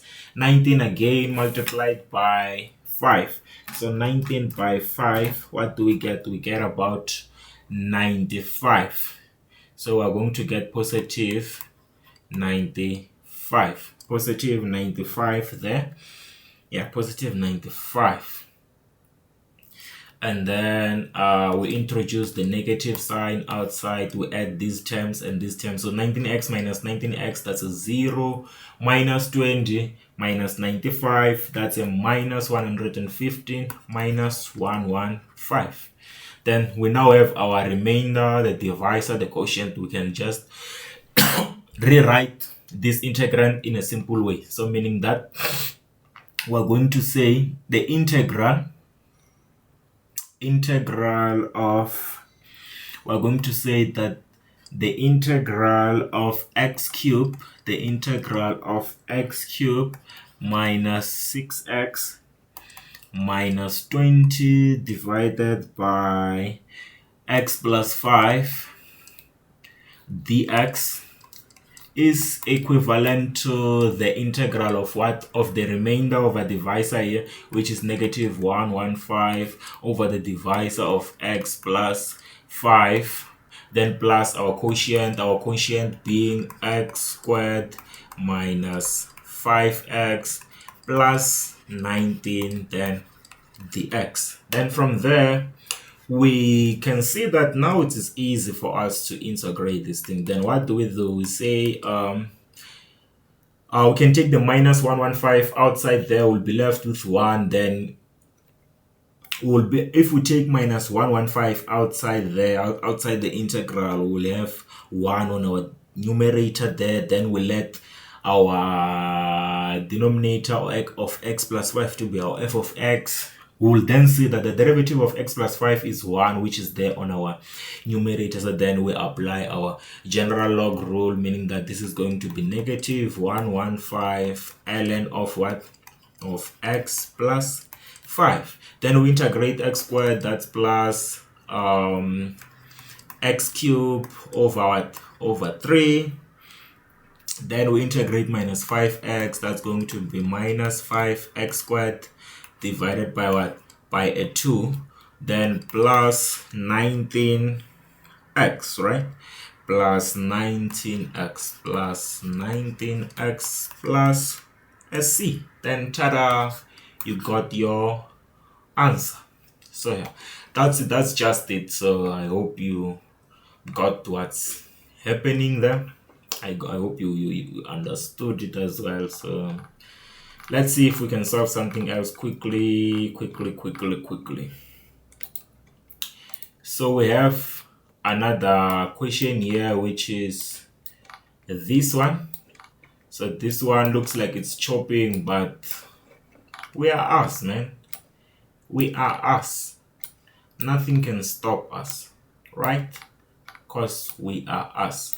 So yeah, let me give you a second to think about it. What do you think could be done here? So think. What do you think could be done?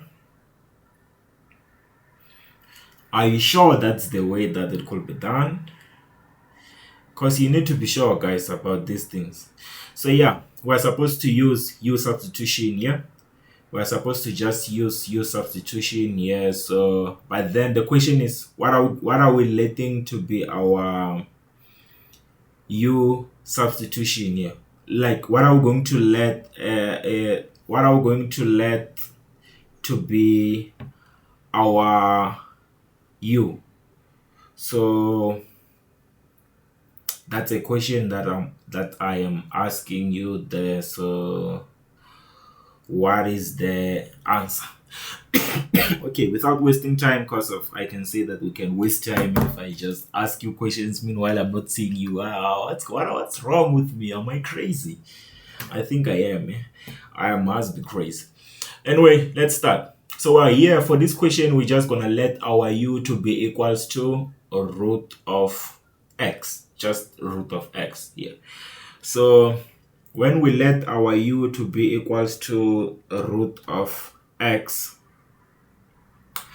what is then going to be our, so our u here is going to be equals to a root of x. So let's start. So when you let your u to be equals to root of x, you know that after this step, you need to rewrite your integral with respect to just u, because you have let your u to be equals to that, right? So let's start. When you derivate u, so the u will then be equals to 1 over 2 root of x, then what? The x, right? So after this step, what do we then do?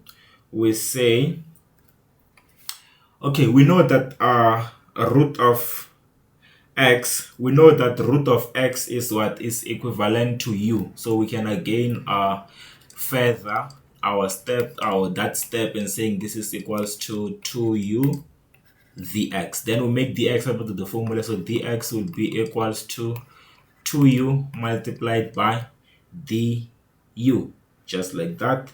And then from there we then do this, we then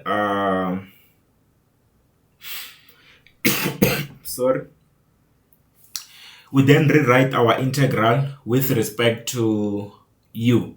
We then rewrite our integral with respect to u, because now everything is, we have written everything with respect to u, so we just need to write our integral now with respect to u, and then it will be easy for us to integrate, I believe. So yeah, let's go. So u is going to be, our root of x is equals to u, so root of x, it is equivalent to u. And then what?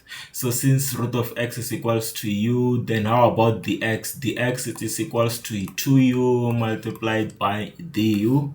Then we have u plus 1 there. I hope you are not confused on that step. So what I did there, just to recap with you, I substituted root x as my u, and then I said since dx is equals to 2u du, I substituted 2u du where there's dx, and then on my denominator where there is root of x, I substituted u, just like that. So meaning that now I got this, which is this. So I can just now I can take my 2 outside there. I can take my 2 outside the integral. I will have u squared divided by u plus 1 du. Then now we can see that we have an improper fraction because of the degree of the numerator is 2 and the degree of the denominator is 1. U as exponent of 1 there on our denominator. So we can just use what? Long division method. To do that, we do it in this format. So this is going to be the integral of okay, let's go with the long division method. So our dividend is u squared, our divisor is u plus 1. Then we use our long division there. We will get that we'll get this. So it's going to be u squared divided by u. What is it? It's just u. Then u times u, that's your u squared. U times 1 there, that's plus u. And then after that we introduce the negative sign, and then we add this term and that term. What are we going to get? We're going to get u squared minus u squared is 0, and then minus u. We use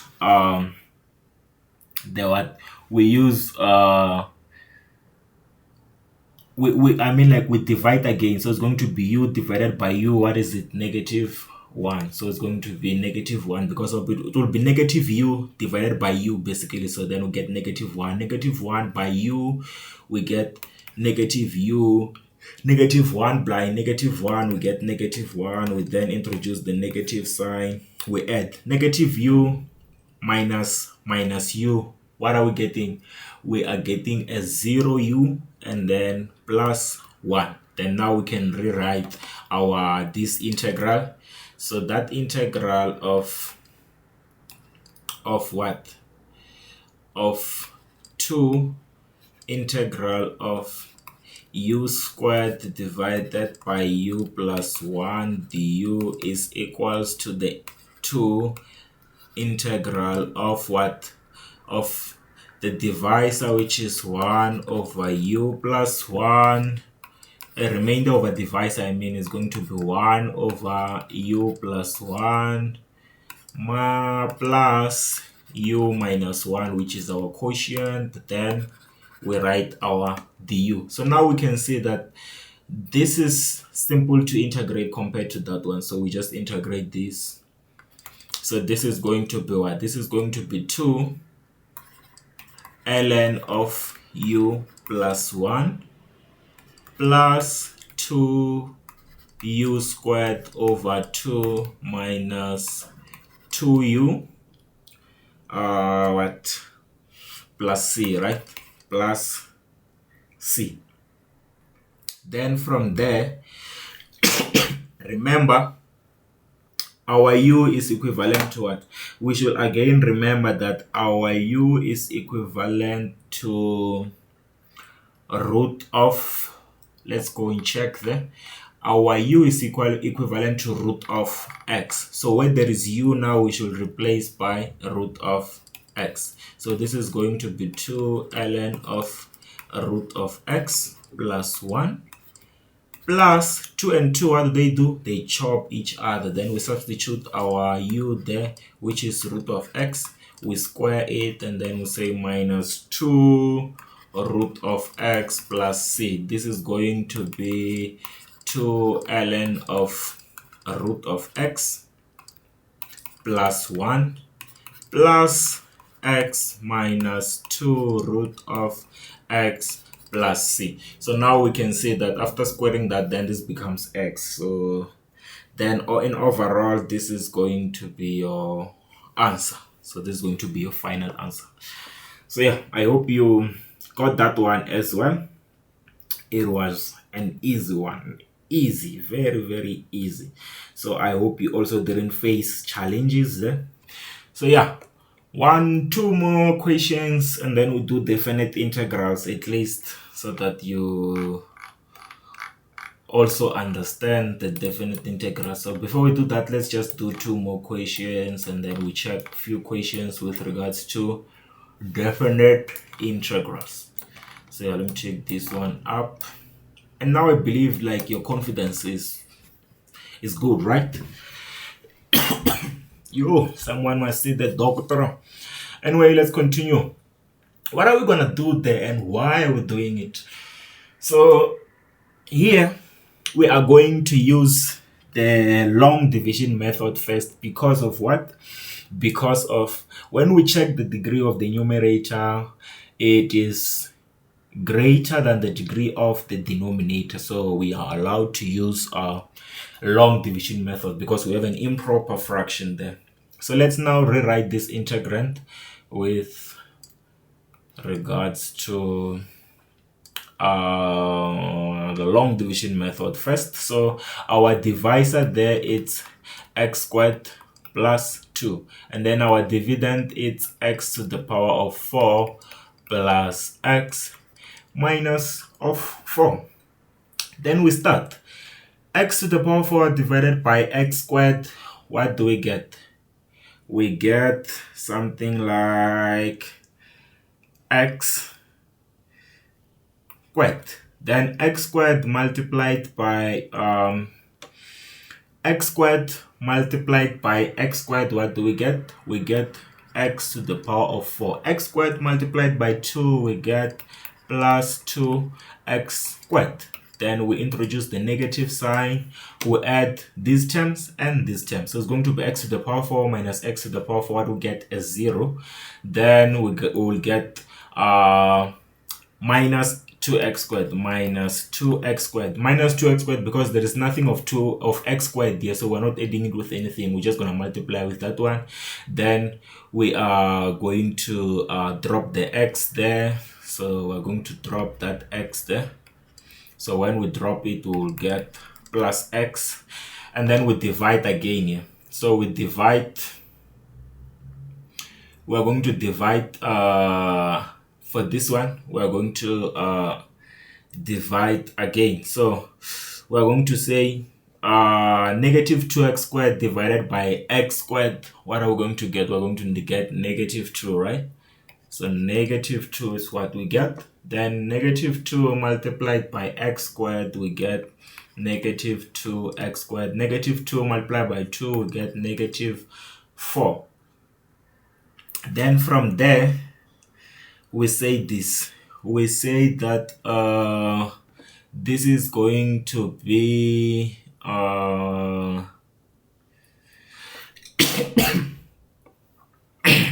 this is going to be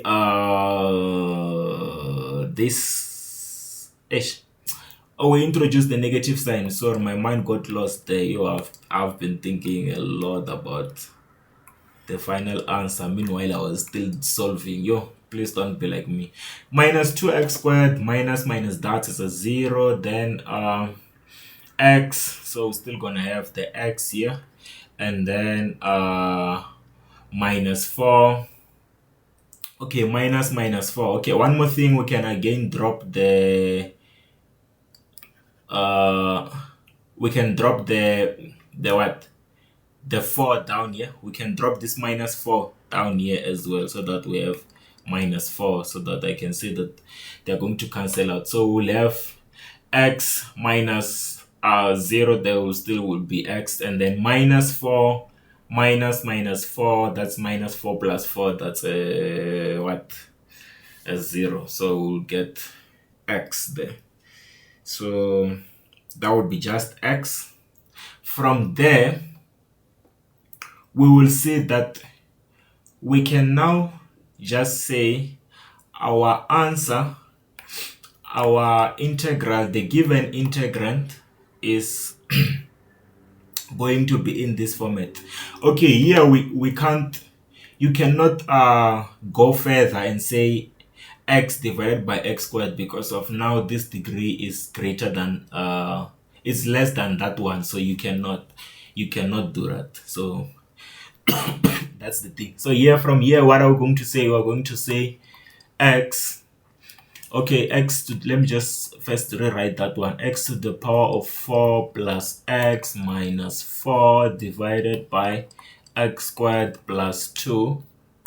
The x is equivalent to the integral of what? Of the remainder of a divisor. So it's going to be x divided by x squared plus 2, remainder over the divisor plus our quotient, which is equals to x squared minus a 2, x squared minus 2, x squared minus 2, just like that. And then from here, what are we then going to do? So this is what we are going to do, dx. So from here, we're going to integrate with respect to x. So you can see that it's easier to integrate this side compared to that side. So we're going to integrate this one. So when we check, this one is not, oh, we can see that this one can be, we can apply the general log power rule. The only problem is that the derivative of this x squared plus 2 is not complete there, so we need to cook first. So meaning that, allow me to rewrite this in this format first so that we can cook before we apply our general log power rule. And then, okay, let me put the x plus the integral of x squared minus 2 dx. So for this to be complete, we need to put the 2 there and then 1 over 2. Why did I put the 2? Is because of, I can see that when I integrate x squared plus 2, I get 2x. So I forced to have 2x there. Then just because I didn't have 2x, I multiplied by 1 over 2 there. So that 2 and 2, they cancel out. So then from this, I can say that my answer is just 1 over 2. I apply general log rule. Is going to be x squared plus 2, and then what? I integrate the other side. That's going to be the integral of x squared. It's x cubed over 3 minus 2x plus c, just like that. So that will be it for that question. That will be it. And then one can go further and simplify this and say, I wanna flex because I know maths and the properties of logs. So I can just say this is x squared plus 2 to the power of half plus x cubed over 3 minus 2x plus c. Then from there, you would then change that exponent of 1 over 2 to a square root. So this is going to be ln of square root of x squared plus 2 plus x cubed over 3 minus 2x plus c. And then that's just it. Then you got your answer, just like that. You would have gotten your final answer. Now let's integrate x into x minus 2 all divided by x minus 1 cubed dx. So we can see that here, if we what is this, multiply out the numerator, there will get x squared minus 2x, and then if we multiply out here on our, we expand and then multiply out there, we'll get x cubed blah blah blah blah. So I feel like we can be able to force the denominator, the numerator, to be the derivative of the denominator. And then yeah, then from there we'll see what to do. So let's quickly do it in this way. So yeah, let's start. So meaning that if we multiply out there on our numerator, we'll get x squared minus 2x divided by x. So if I multiply out the first two brackets on my denominator, I will get x squared minus 2x plus 1 multiplied by x minus 1, then dx. Then I multiply out again to get I multiply out again with the on my denominator with that this x minus 1. I will get x squared. I will get x cube. I mean x cube minus, so I will get x cube minus x squared minus x squared minus 2x squared minus 2x squared plus 2x plus x minus 1, then dx. Then from there we can just group out the like terms there on my denominator. I will have x squared minus 2x all divided by x cube minus 3x squared minus 3x squared plus 3x minus 1. Then what? Then dx. Then from here we can see that yes, it will be possible for us to force this denominator or to force the numerator to be the derivative of this denominator. So that's what I'm trying to say. So let's see, since our denominator is x cubed minus 3x squared plus 3x minus 1, when we derive it with respect to x, we get 3x squared minus 6x plus 3. Then if we take out 3 as a common factor, we get x squared minus 2x minus or plus 1, I mean. So this is what we get when we derivate the the denominator. So meaning that let's try to force the numerator to be the derivative of the denominator. So to do that, we're going to write it in this way. So we're going to say 3 into x squared minus 2x plus 1. Then all divided by x cube minus 3x squared plus 3x minus 1 dx there. Dx. So remember guys, we are not changing our equation, right? So what can we do here to make sure that this step is still the same step as that, it's still the same numerator as that one? Because now we have added the 3 multiplying this everything, we also include that plus 1 there. So what can we do? So the best thing that we can do, can start by cancelling out this 3. So we can multiply by 1 over 3 here, so that the 3 and the 3 they cancel out. So now we're left with this 1 here to deal with. So if 3 and 3 cancel out, we'll just get x squared minus 2x plus 1. So to cancel that 1, we need to put what? Negative 1, so that we end up getting the 0 constant that we had here. Hope that makes sense, right? Then we can split this so that we end up having the log, because of we're forcing the numerator to be the derivative of the denominator. So meaning that we wanted to have to integrate that using the natural log. So meaning that what we can do now is just to take this 1 over 3 out, and then I say the integral of 3 into x squared minus 2x plus 1 divided by x cubed minus 3x squared plus 3x plus 1. Then what? Then dx. Then I take the other one of minus 1. Then I take minus 1. The integral of what?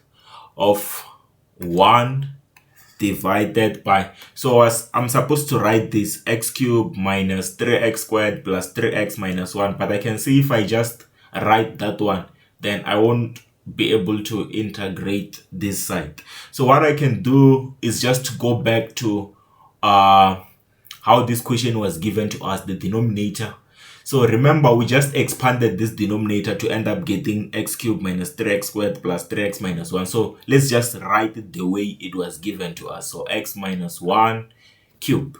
So if I just write x minus 1 cube here, x minus 1 cube, then dx. Now we can see that we can just use general power rule, because of we can have, if we let x minus 1 to be the derivative, then we'll have 1 as the, if we let x minus 1 to be the function, then we will have 1 outside there as the derivative of this function. Also, another thing, okay, let's just rewrite this nicely again so that you can see what is happening. So allow me to erase this and write it using the negative exponent. So this is going to be x minus 1 to the power of negative 3.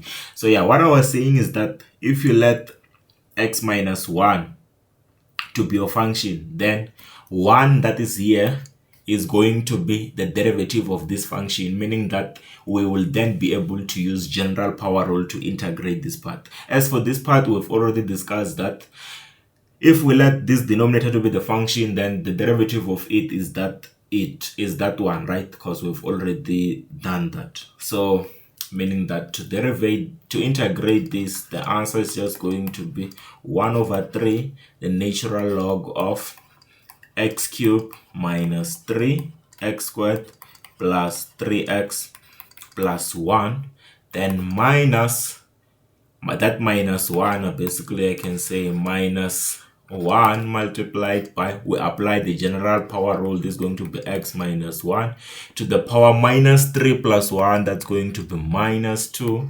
divided by minus 2 plus c.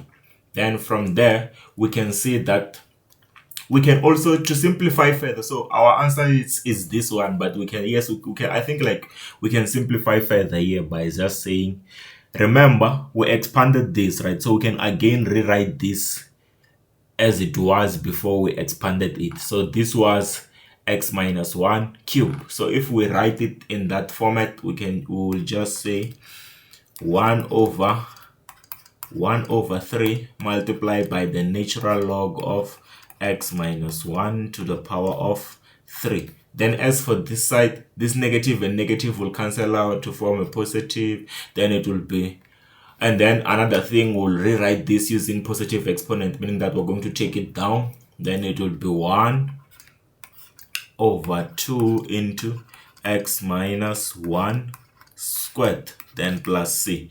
Then here another thing, we can just flex and apply our properties of logarithms and then take the 3 that side. So it will be 3 over 3, which will be 1. Then this is going to give us just the natural log of x minus 1 plus 1 over 2 into x minus 1 squared plus c. Then ta-da! That's your answer for that question. So yeah, that was it. I hope you got it. I hope you got it. So yeah, anyway, let's continue. Let's do some definite integrals, and then we'll be fine. We'll be fine from there. So here it is. So now we have the definite integral of ln squared of x plus 3 all divided by x plus 3 dx. So we can see that this is general power rule. Why? Because of, if we let, so I'm gonna rewrite this nicely so that you all can see what is happening before I preach a lot. So this is going to be 2 minus 2. Then if we rewrite this using this format of 1 over x plus 3 multiplied by ln of x plus 3 to the power of 2. Look at it. If we let ln of x plus 3 to be the function, then this is going to be the derivative of that one, because when we derivate a ln, we say the argument, and then we on our denominator and on our numerator we differentiate that argument. So when we differentiate x plus 3, it becomes 1 divided by x plus 3. So this is going to be the derivative of that one. So yeah, and then what? And then another thing, we have our n here for this function as it being not equals to -1, meaning that yes, we can use general power rule. So yeah, to integrate this should be simple, because of we just say our function, our f of x to the power n plus 1 over n plus 1. So this is going to be ln of, so this is going to be ln of x plus 3 to the power of 3, because we should say plus 1 divided by 3. Then we put our limits, it's going to be 2 and minus 2. Then we substitute our limits from there. This is going to be ln of, so we're going to start with that one of 2. So this is going to be 2 plus 3, then what, to the power of 3, all divided by a 3, minus the integral of ln of minus 2 plus 3 to the power of 3 divided by 3. Then we use our calculator, we press there on our calculator. We should be able to get something like, just a second, I'm pressing as well on my calculator. You can also be pressing to verify, because I might get the wrong answer, who knows. It's not make sure, math is not make sure, it's not make sure. So this is going to be ln of 2 plus 3 to the power 3 minus that one. This is going to be ln of 1, which is 0, right? Ln of 1 is 0. So on our right there we have ln of 1, which is 0, minus 2 plus 3. But you can always verify with the calculator to make sure that you don't do mistakes. So I'm getting 1,39, 1,39. So this has to be your final answer for that question. So I hope you got it. So that was it for this question. Anyway, let's do the second one. So the second question here, we have this one. We have the definite integral of the x divided by 1 plus x. So we need to rewrite this nicely so that you can see what is happening. So the most important thing is to rewrite things first in a nice way. So this is going to be 1 plus x to the power of -12 dx. So I hope you understand this this thing. So I just changed the square root into an exponential form of 1 over 2. Then since the root was on our denominator, I took it up and then it changed the sign of the exponent. It became that. So now let's analyze this. What can we do here? So if we can see that we need to use general power rule, right? Because of what? Because of our n here, it's not equals to -1. So it's not the log 1. So it is going to be general power rule. Also, if we let 1 plus x to be our f of x, then the derivative of it is going to be 1, which is already here. Remember, we have a 1 there. So meaning that, yeah, we can just apply general power rule, and this is going to be what? This is going to be 1. This is going to be just 1 plus x into -12 plus half. Plus 1, I mean, is going to be +12 divided by +12. We put our limits there, 3:0. Then we now substitute the upper limit and the the lower limit. This is going to be 2 root of what? Of 1 plus 3 minus 2 into root of 1 minus 1 plus 0, 1 plus 0. Then we use the calculator. So this 2 comes from, if you say this 2 will, this 2 here, and we have 1 over 2. So this 2 will go up there, will end up having 2. And then we change this positive exponent of 1 over 2 to a square root. So hence I ended up having 2, 1 plus that and that. So yeah, that's where it came from. Then from here, we're just going to use our calculator. So it's going to be 2 root of 1 plus 3 minus 2 into root of 1. So that's going to be a 2. So our answer that we get here is going to be a 2 when we use our calculator. Even our brain can calculate this because it's just 2 root of 4, 2. So it's going to be 2 multiplied by 2, which is 4 minus 2. So 4 minus 2 is what? A 2. Okay, then we don't waste time. We calculate the second one.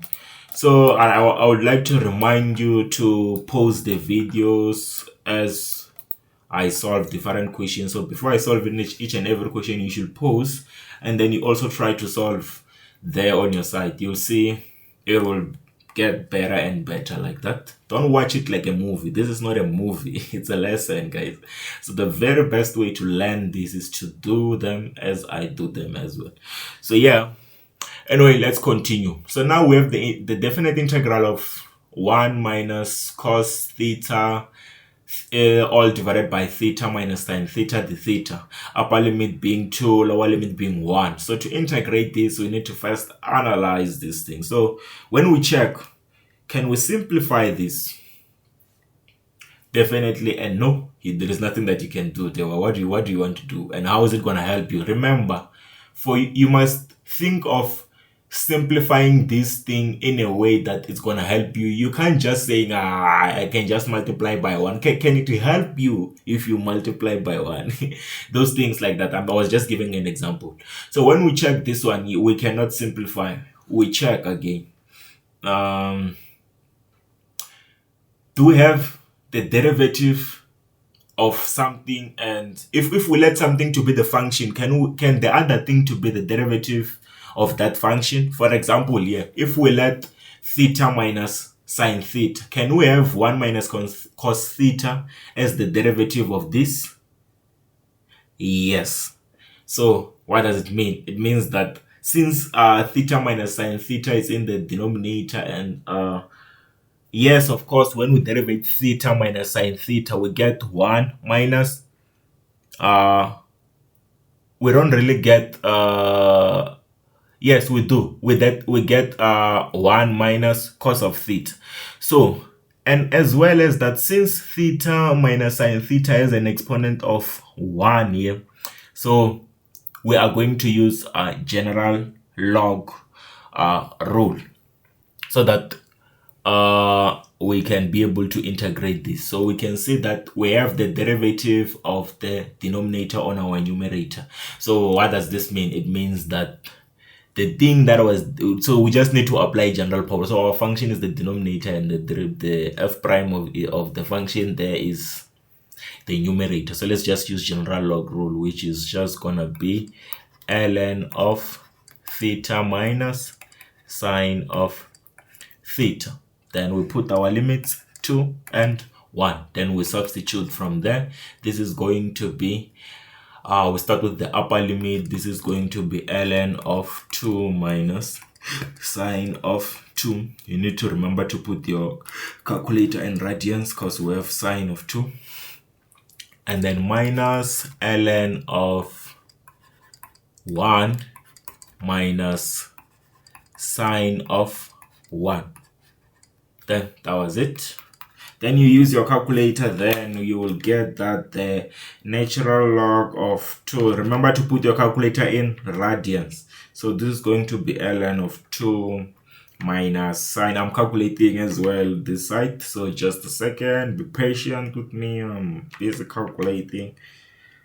So you will get something like 1,929. So this is going to be your answer for that integral. So yeah, that was it. I hope you got it as well.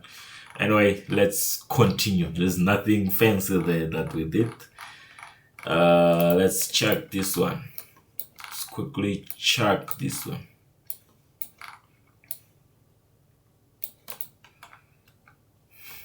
Okay. Now we've got the definite integral of x squared minus 2 divided by x plus 1, the x upper limit being 2, lower limit being 0. So what can we do here? We check. Can we simplify this? Yes. How can we simplify then? Then we can see that since we have the degree of the numerator being 2 and the degree of the denominator being 1, then we have an improper fraction. Our quotient is an improper fraction. What do we do when we have an improper fraction? We can use long division method to rewrite this quotient. So let's go. So to do that, we are going to say x squared minus 2, which is our dividend.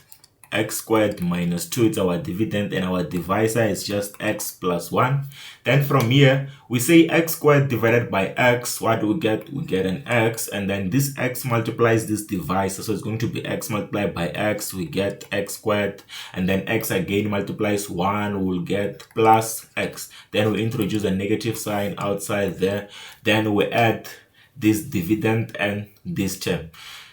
So we're going to get x squared minus x squared is a 0, minus 2 minus 0. I can just say I drop this minus 2. Basically, it's easier that way. If I just interpret it like that, I'll just drop minus 2, and then 0 minus x, I get x. I get minus x, minus x, and then I drop the minus 2, I will get minus 2. Then I divide again. So this is going to be minus x divided by x. What do we get? We get a minus 1. So this minus 1 multiplies the whole divisor there. It's going to be minus x minus 1. Then I introduce a negative sign. What do I get?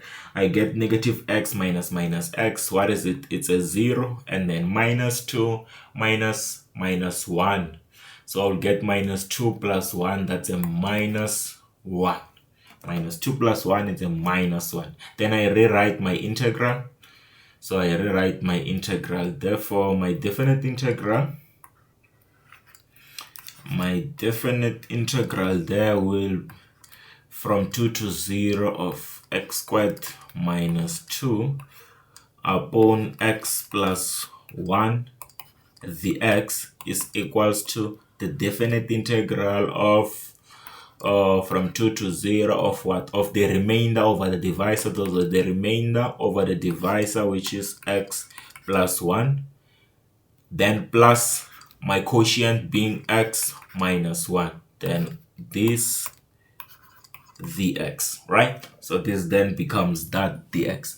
Then from there, we can see that it's easier to integrate this right hand side compared to that left hand side. So we'll just integrate our right hand side then. So to integrate this, how we're going to do it, we can see that for this one, this is the derivative of a natural log, right? Because of if we let our x plus 1 to be our f of x, then the derivative of it is 1. So yeah, this is we can just apply a general log rule there. It's going to be negative ln of x plus 1, then plus x squared over 2. So I'm now differentiating x, and then it became x squared over 2 minus x. Then you put your limits.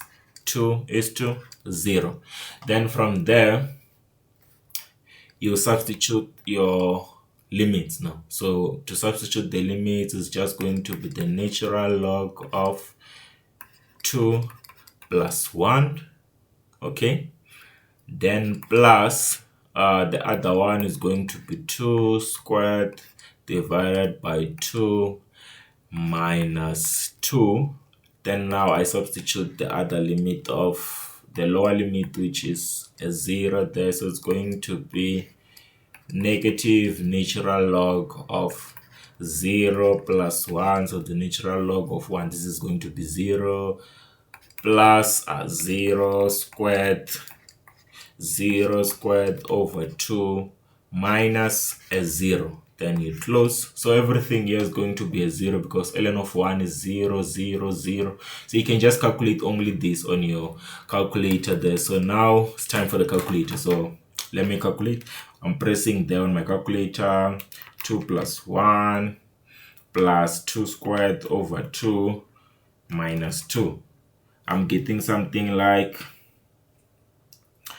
so it's going to be negative ln of 3. It's going to be negative ln of 3 because of here we get 4 squared, 2 squared, it's 4. 4 divided by 2, it's a 2. So 2 and 2, they cancel out. And then this becomes negative ln of 3, which is equivalent to negative 1, 0, 1,099. So yeah, this then becomes your answer for that question. And then we have another question, of course, which is going to be just this. Let's see. Yeah, so now we have the definite integral of 2 divided by x, ln of x dx, the upper limit being 4, lower limit being 0. So what can we do here? When we check, can we simplify this? No. Then what can we do? Then when we analyze it, we can see that we can apply general log power rule here, because of where if we let ln of x to be f of x, then 1 over x can be our f prime of x. So let's start by rewriting this in a nice way first so that we can see what is going on. So this is 4, 0. We can again take the 2 out, and then I write my 1 over 6, 1 over x, up there, and then ln of x. So, but before I do this, I just also want to recap with you, show you something.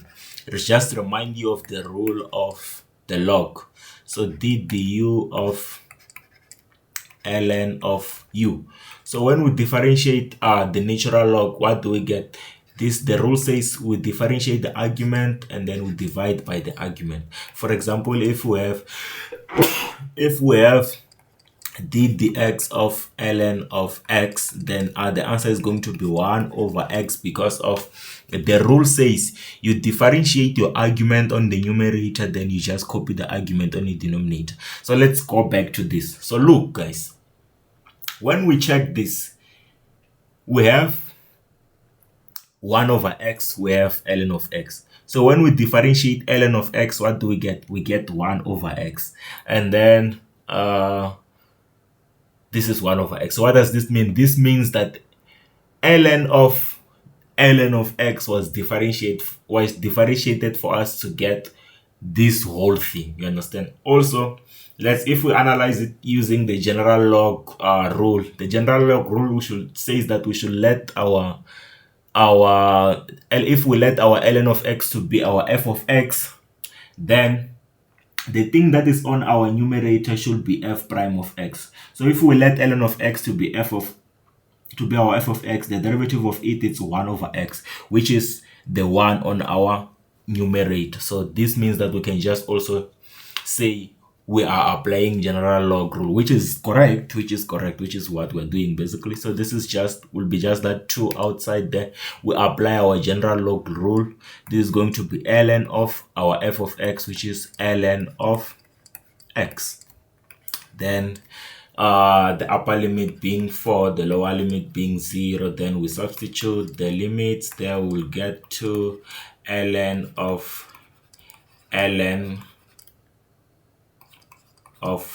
4 minus 2 ln of 0. Then we get this. Then when you press your calculator, what are you going to get? You press, I'm also going to press there. This is going to be 2 ln of 4 minus 2 ln of 0. ln of 0 knows undefined. So yeah, this is going to be undefined.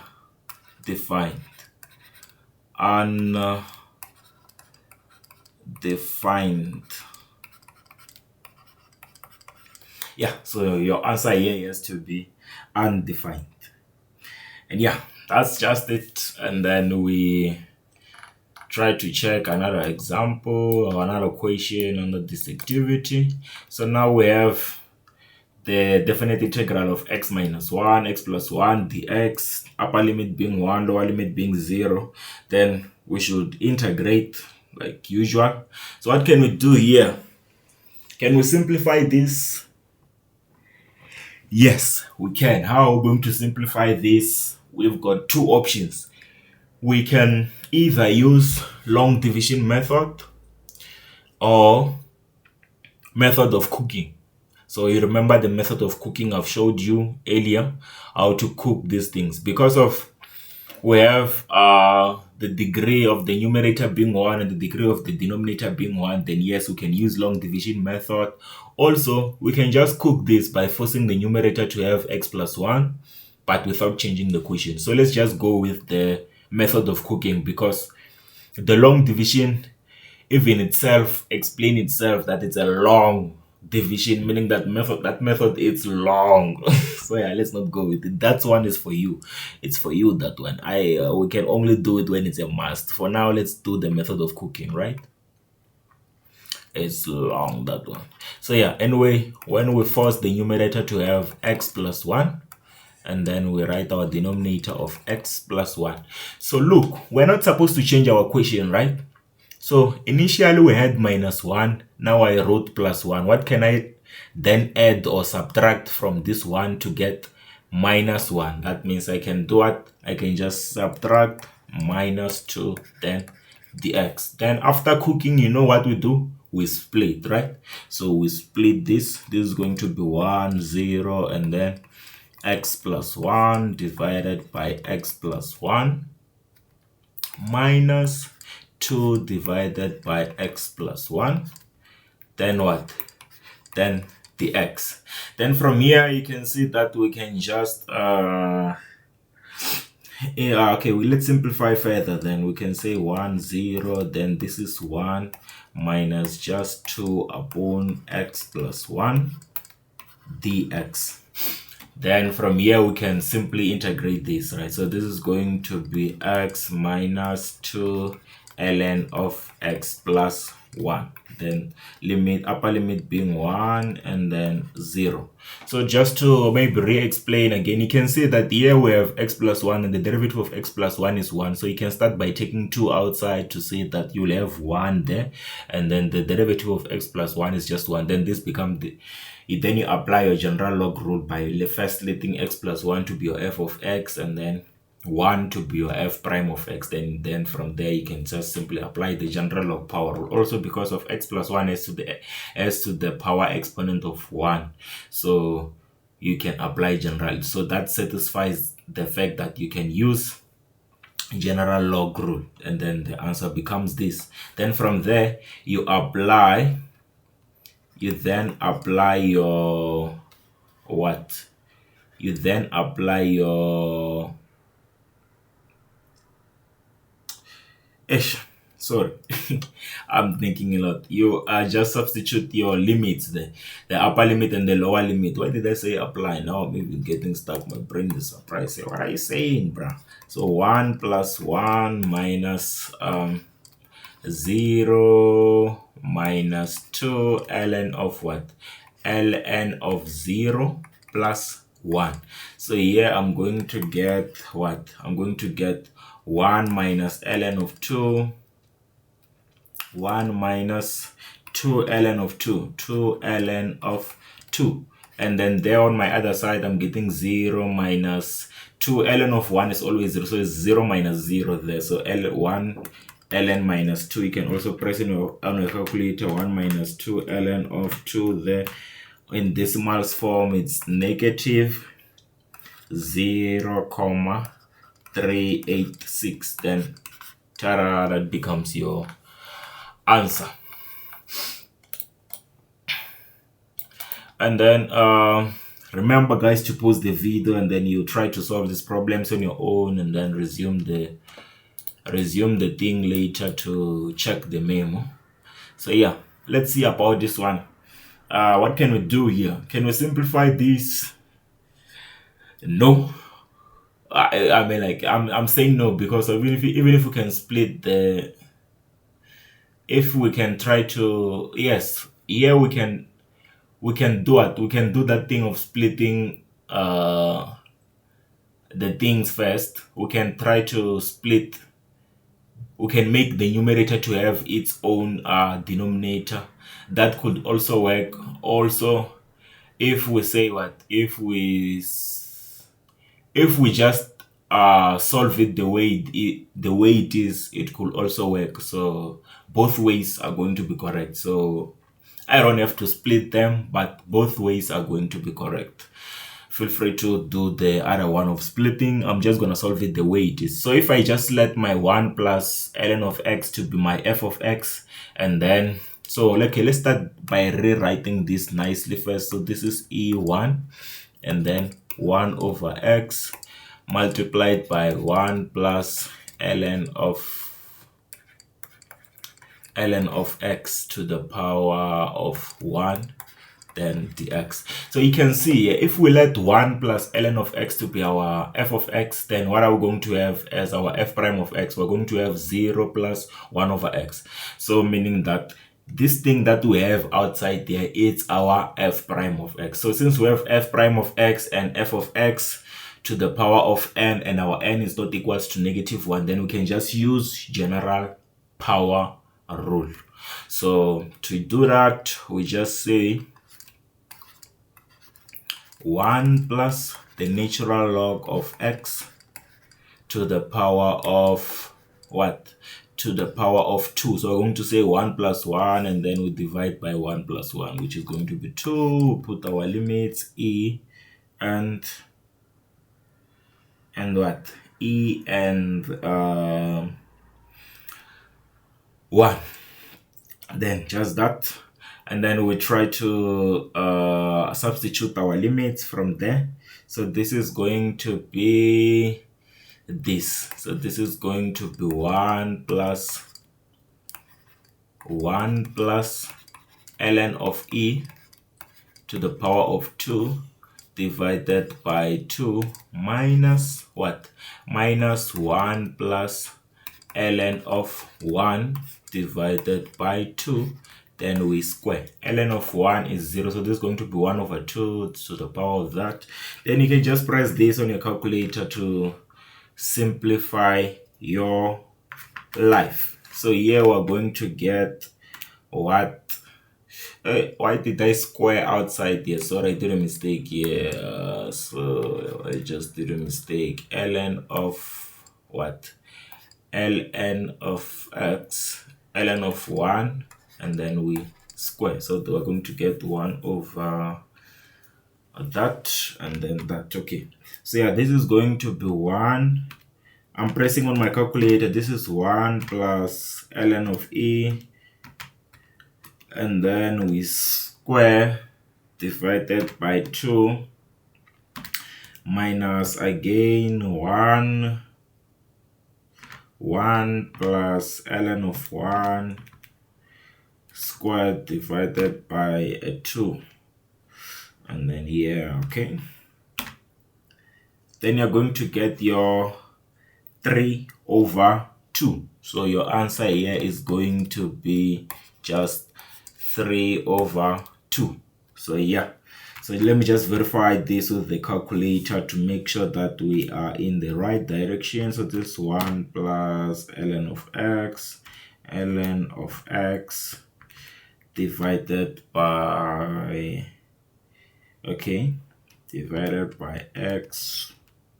So I'm just verifying on my calculator. Please be patient with me. Then what? Oh, I have my 1 and e here, and then I press this. Yeah, so this is going to be the final answer for that one. Yes, 3 over 2. I just verified it with the calculator to make sure that we are in the right direction. I don't mislead you. Anyway, feel free to pause the video, guys, so that you work this out on your own first. Another thing that we're going to do here is to solve this question. So this is another question that we are supposed to solve.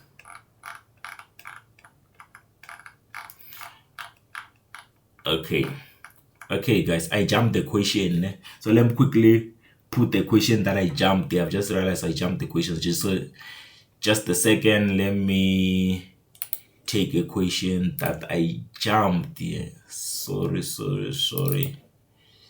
I jumped the question. I'm very sorry. I was unprofessional.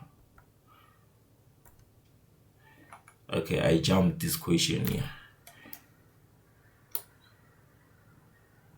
It happens.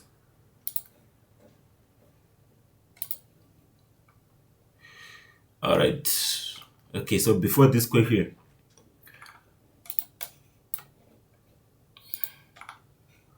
let's solve this one. Okay. Yeah, let's solve this one before that one. So yeah, that was very unprofessional from me, jumping a question. Now it will be like, this guy now is taking chances. Okay, sorry for that. Let's quickly solve this question. Okay, so now we have integral of 1 divided by root of x, 1 minus root of x squared dx. So yeah, what are we supposed to do? Can we simplify this? Yes, but it's gonna be a long way to freedom because we'll have to go back again. So it's nice the way it is now. We just need to rewrite this integral in a nicer way. So what are we supposed to do here? We are supposed to say, to rewrite it and say that we are going to take the root of x up. It's gonna change the sign, then sign of the exponent, and then we also take we are taking everything up basically. So this is going to be 1 minus I can say x to the power of half, then to the power of -2 dx, just like that. And then from there, now we can analyze it. So look guys, you can see that we can use general power rule, right? If we let 1 minus x to the power half to be our f of x, then can this be the derivative of that? Yes, because of when we differentiate 1 minus x to the power half, we get -1/2 x to the power -half.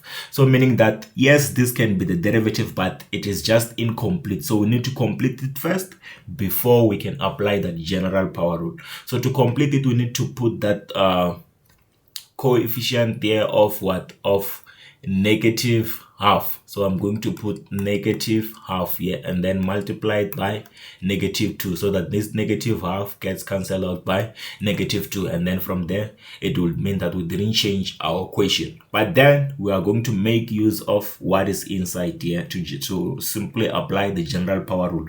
Another thing that satisfies the fact that we can use general power rule is because of we have -2. So -2 is not equals to -1. Remember, we can only use general power rule or if and only if our n is not equals to -1. So this is not equals to -1, so we can use general power rule. So yeah, let's just then apply it. So when we apply it, we will have this -2 outside multiplied by, we apply the general power rule, it will be 1 minus x, or root of x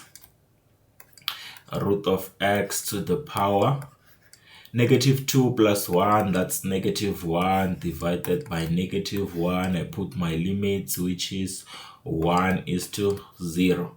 Then maybe I can just rewrite this nicely and say this is going to be 2/1 minus root of x. This is going to be just 2 minus 1/root of x, then multiplied. Okay, I put my limits again. Why do I say I multiply? What's wrong with me? Okay, Then from there, I'm gonna substitute my limits now, because okay, there, what happened there, negative and negative, they cancel out. Then I rewrote this using the what, using the positive exponent, so meaning I took it down there, it became just 1 minus root of x. Then from there, you can see that we can just simply substitute our limit. So it's going to be 2 1 minus root of 1, and then minus what, minus 2 into what, so this is going to be minus 2 divided by 1 minus root of 0. Then you can just use your calculator. Let me punch quickly. I'm gonna let you know just now. So this is going to be, yes, I've substituted my limit. So this is going to be 2 divided by 1 minus root of 1. Okay, minus 2 divided by 1 minus root of 0. This is going to be undefined, but let me just verify with the calculator to make sure that we are in the right direction. So alpha x. So just a second, guys. I am punching on my calculator then. And then you get 0 is to 1. So yeah, this is really undefined. So this is undefined. Also, you can see that you have 1 minus 1, so it's undefined. You can't have a number divided by a 0, so this is undefined. So yeah, your answer is going to be undefined there. And then let's solve 2 more last questions, and then we close this chapter. So we have the integral of x cubed divided by this root of 1 plus 4 x to the power 4 dx. So what can we do there? Can we simplify? No. Do we have function's derivative? Yes. So let's rewrite this in a nice way so that you guys can see, and also to avoid mistakes. It's very recommended to first write things in a very nice way. So 1 plus x to the power of 4 to the power of negative half dx. So what I did there, I just changed the root to an exponent form, and then it became positive half, and then I took that positive half, I took the denominator up there, changed the sign of the exponent, and then it became negative 1 over 2. So what can we do here? We've already discussed that if we let 1 plus x to the power 4 to be f of x, then can this be the derivative of that? Yes, it will just be incomplete, because of when we derivate 1 plus x to the power 4, we get 4x cubed. So meaning that we don't have 4 here, so we need to cook the 4, but then we should not change the equation, so we should again multiply by 1 over 4. So now our derivative of that is complete. So we can say 4x cubed is the derivative of this. So meaning that we can just apply general power rule. Also, because of the n here is not equals to negative 1. So we can apply our general power rule then. So this is going to be just 1 over 4. We apply the general power rule, is going to be 1 plus x to the power of 4. Everything to the power of negative half plus 1. Negative half plus 1 is going to give us a positive half divided by a positive half. You put your limits, 1 is to 0. Then from there, you're going to say 4 multiplied by 1 over 2. So you can take this further and say this is equals to the root of 1 plus x to the power of 4 divided by 4 multiplied by half, that's a 2, and then you put your limit, 1 is to 0.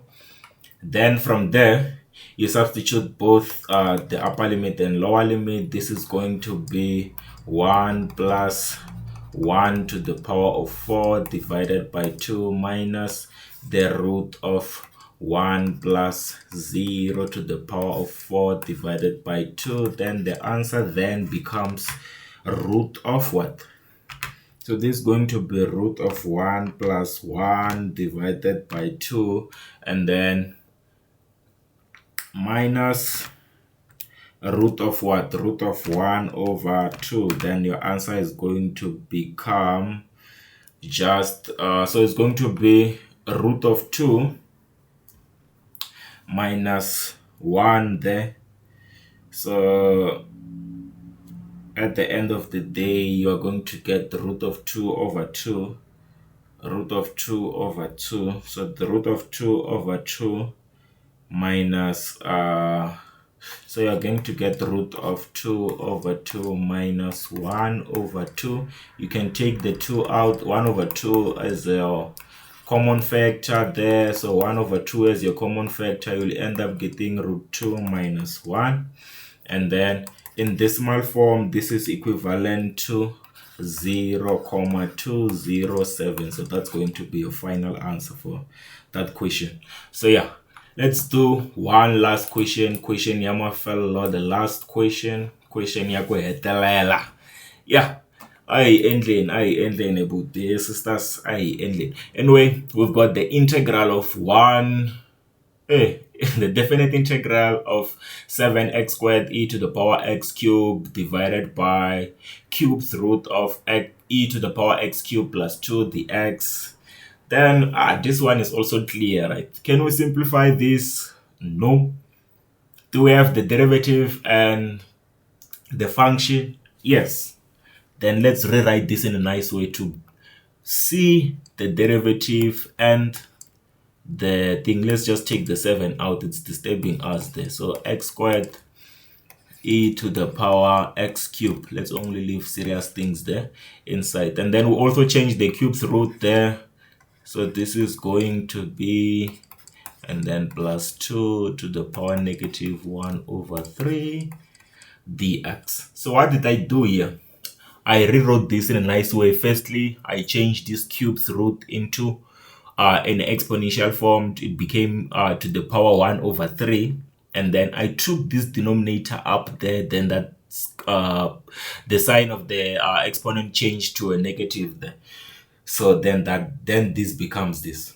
So we've already discussed that we have the function and the derivative of the function. So if we let f of x to be equals to e to the power x cubed plus 2, then can this be the derivative of that? Yes, but it will just be incomplete maybe. So what's going to happen here is that, yes, it's going to be incomplete, not maybe, it's going to be incomplete. By the way, so yeah. So when we differentiate this, what do we get? We get e to the power x cubed multiplied by x multiplied by what? By 3x squared, right? Multiplied by 3x squared, then plus 0. So we have e to the power x cubed multiplied by x squared. The only thing that is missing, it's a 3. So here it means that we should put a 3, but the 3 was not there. So what are we supposed to do? We're supposed to divide by the 3, so that the 3 and the 3, they cancel out, and then we don't change the equation. And then from here, we can make use of this. Since we have the derivative and its function, and it's since we have the function and the derivative, then we can just apply the general power rule. Also because of we have our n as negative 1 over 3, so we can just apply the general power rule from there. So this is going to be 7 over 3. 7 over 3, which is coming from the outside. We apply the general power rule. Is going to be e to the power of x cubed plus 2. Then minus 3 plus 1. Minus 1 over 3 plus 1, I mean. Plus 1, what do we get there? We get 2 over 3. Then this is divided by what? By that 2 over 3. We put your limits being 1 is to 0 there. Then from here, we can just apply the thing. So 3 and 3 here will chop each other. You'll only be left with 7 over 2. So let's then substitute our thing. So you're going to get 7 over 2. Let's substitute our limits. That's what I'm trying to say. So let's substitute our limits. We'll get 7 over 2 multiplied by e multiplied by e to the power x. So it's going to be 1 cube plus 2 minus 7 over 2. Again, you substitute your that limit of 0, so it's going to be e to the power 0 cube plus 2. And then you press on your calculator, or you use your head if your head is that strong or that good mathematically. But if your head is like mine, I use the calculator. Mine is not make sure, hey, the things that I can calculate with this head. Where did I get this head? Anyway, so when I'm busy pressing on my calculator there, I'm getting something like what I will get here, because I'm still pressing. And then minus 7 over 2 e to the power of 0 e to the power of 0 plus 2. Then what do I get? I get something like 6,014. So this is what I get on my... Oh shit, sorry guys, sorry for the language as well. I forgot the 2 over 3 here. Why am I crazy? I think so. I think I'm crazy. See this head? I told you that this head is not make sure. So I forgot the 2 over 3 there, and then I got things that were not make sure. Please don't use your... Please try to minimize mistakes. Don't be like me, yeah? Me, I maximize mistakes. So yeah, I get something like 2,566, and then ta-da, that's your final answer. So that was it for this lesson. I'll catch you on the next video. Take care.